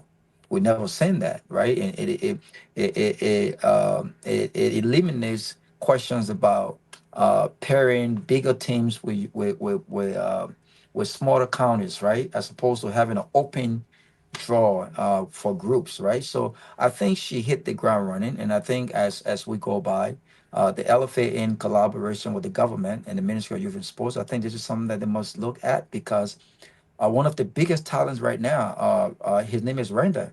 He plays for Minnesota United. I think the deputy youth and sport minister, Annie Kwame, he was in Minnesota 3 weeks ago trying to meet with his parents to convince him to represent Lone Star. He's a prospect, 18 years old. Patrick Weah, who plays for Atlanta United, is also a young kid who had previously agreed to represent the Lone Star, went to the airport and then changed his mind. His family told him to not take the flight, right? And so these are all players that we must encourage, but we must first address these concerns when it comes to these insurance and for players in case they get hurt. And not just insurance, even without the insurance, how much care are we showing to these players when they are playing for Lone Star and they get injured? Do we have a outreach committee that calls them and check up on them, even if the country cannot foot the bill when they return to the national team? Are we checking up on them to say, listen, how is the injury? How are you coming along? And things like that. I think these things goes a long way. And I think that these are things that we must adapt. But without that, having said that, I think again, there are a lot of young players that are in Europe and in this country. I think that can eventually, because we can't wait until they become 21, 22 and sign for big teams. The other kid just signed up his professional contract in Norway for a Norwegian first division team. He was formerly playing in Atlanta, right? Gabriel Wisset. right? Are we talking to his parents? He's a U.S. citizen, right? But both of his parents are Liberian, right? So we can't wait until these kids become stars because the U.S. will take them. The bigger countries will take them. The bigger countries are offering more money, and they are addressing all of the concerns that we are talking about, like health insurance, right? They are so all and the possibility, the probability of them going to the World Cup is more than Liberia. So of course the choice will be very easy. But if we start to show interest now and start to in small ways address these concerns, I'm sure these players are willing to represent the country and play for their country of birth, or country of descent. Well, excuse me, the Liberian government, people think that government doesn't have anything to do with it. and that's just wrong because you see that beautiful stadium in Miami called Hard Rock. That stadium is a state of the art. It's brand new. Right. The government spent billions to put that stadium there, in collaboration with the Miami Dolphins and all of those folks. The money that they are generating, the taxes that have been paid, will pay for that stadium in no time. So the government has to invest. Was it 2015? My son and some college players from Duke, Clark, Rutgers, I got them together. I said, let's go to Liberia and do, summer clinic, and they all sign up. And they call me and say, send us the photograph of the facility that they will be playing. So I called a friend of mine, Joe. I said, Joe, the university want to see the facilities that these kids will be playing. And he called me back. He says, I want you to call this girl. They call, I think, Batu Tutman. She's in charge of event planning and everything else. So I got in touch with her. She said, Jerome, are you kidding? She said, the only thing we have now is sports commission. And there's no facilities. Mm-hmm. So the kid from Duke, he said, Mr. Gayman, I got $1 million contract for my tuition for 4 years. I may go direct to the NFL. I can't go play on cement. I can't go play outside. If I get injured, I'll lose my eligibility. So I'm just saying this to say, because we have not invested, can you imagine the top level athlete from Division I like Duke coming to Liberia and doing a basketball academy for like a month or 2 weeks or whatever? We lost on that because we have not invested in the basics. There's no gymnasium in the country. There's no gymnasium in the whole of Liberia. None. Zero. I think someone said ACN had a gym, but it's not, that's... Yeah, but in fact, most of the professional players, I'm so proud of the current Lone Star kids. They're actually building their homes and they're building their own personal gyms. They add everything on there. Yeah, like us. What's his name? Samson Doe, who plays in the Czech Republic. It's rumored that he might be transferring to AS Roma for $6 million. They begin build his home, and in his home he has his own personal gym with all of his equipment. So when he's on vacation, he's able to keep himself fit and things like that. So we always crowd poor. We can't be poor for the rest of our lives. We need to prioritize, and I think youth and sports, I think it's one area that can expose our country when it comes to tourism. We can't think small. We have to think big, right? And so if I was in any position like Bill right now, I'm looking at the youth and sport minister. I'm looking at the president, Mr. President. We need to seriously rethink how we invest in sports. How we not just Lone Star. How we invest in track and field. How we invest in basketball. How we invest in these things, because if Sudan have one of the biggest national basketball teams. They're playing in the NBA, right? They're beating countries like Belgium and the US and other countries. We have the talent. For a young kid, Look him up. For a young kid, 18 years old, Emmanuel Foley, to leave the Liberian League, go to play for one of Africa's biggest team, El Ali, right? And in his first debut season, to win the young best player of the league, that says a lot. And he's just 18 years old. He was the club highest goal scorer without even starting 60% of the matches. It tells you that the talents are in Liberia. All they are lacking is the proper investment. They're in Liberia, is a proper investment, not just in Liberia, they're also in the diaspora because you have these all the other players being born here with Liberian parents. So we've lost Timothy Weah. He's a US citizen. He chose the US. We lost Alfonso Davis. Well, Canada given an opportunity and he rewarded them. But these are all big players. Haja Wright, who was also part of the U.S. national team. Imagine if we had all these players on the Liberia national team. We'll be talking different story here now. So we need to start investing now, and I hope that this international friendly is seen as an opportunity to cut these young talents that are in the USL, that are in these different leagues, to give them a feel of how it feels to represent their country of descent and whatnot, and to give them the opportunity to do better. But we need to be very careful how we spread these news, right? Especially for an outlet like the closing argument. Let's verify our news. We can't just share everything everybody else share, because some of these informations are just copy and paste information. Whatever the year, one outlet shared this is what the year. But let's reach out to the organizers. We have access to the organizers. Winfred Russell, he's one of the organizers. The company that actually arranged this game with with Minnesota United actually took a trip to Liberia. So these are all big teams. So we need to make sure that we're checking our facts before sharing them out.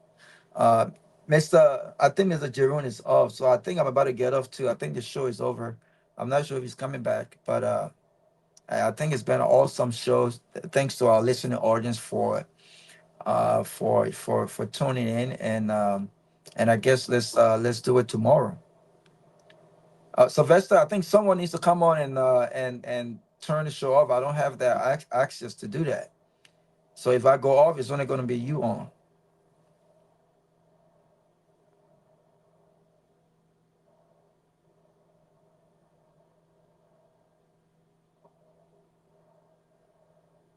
Ali, not that it's a synonym. It sounds alike, but it's spelled differently. That's exactly what I meant. Not the Ali from Egypt. It's the one from Sudan. It's the Sudanese champions. He played in a few champions CAF Champions League Flex Electronic. He played in a few Champions League. He played in a game against Sundowns of in South Africa. I think that was in Johannesburg, and a few other games where he got that red card. But he's playing a few games. But the point that I'm making is, for him to leave the country as an 18-year-old kid with not much experience playing professional soccer, and to just win the young best player in Rwanda, and to be the highest goal scorer for Ali of Sudan. I thought that was extraordinary. That tells you the talent that we have in the country. Sylvester. Yeah, well, I was just holding on a little bit. I was about to run. Yeah, it was a great show actually, and everything you're saying is justified. But let's hoping we'll tie in tomorrow. I think Mr. Gayman is obviously he lost power. That's power. I think so because he froze for a second. Yeah. But I appreciate you for reaching out to those guys to verify. And like I was telling those guys, they need to reach out to people who have connects. Hey, I heard this. What can we reach out before we just post these things? Because it gives the wrong stuff. But a great show. Okay, man. Good night. All right, good night.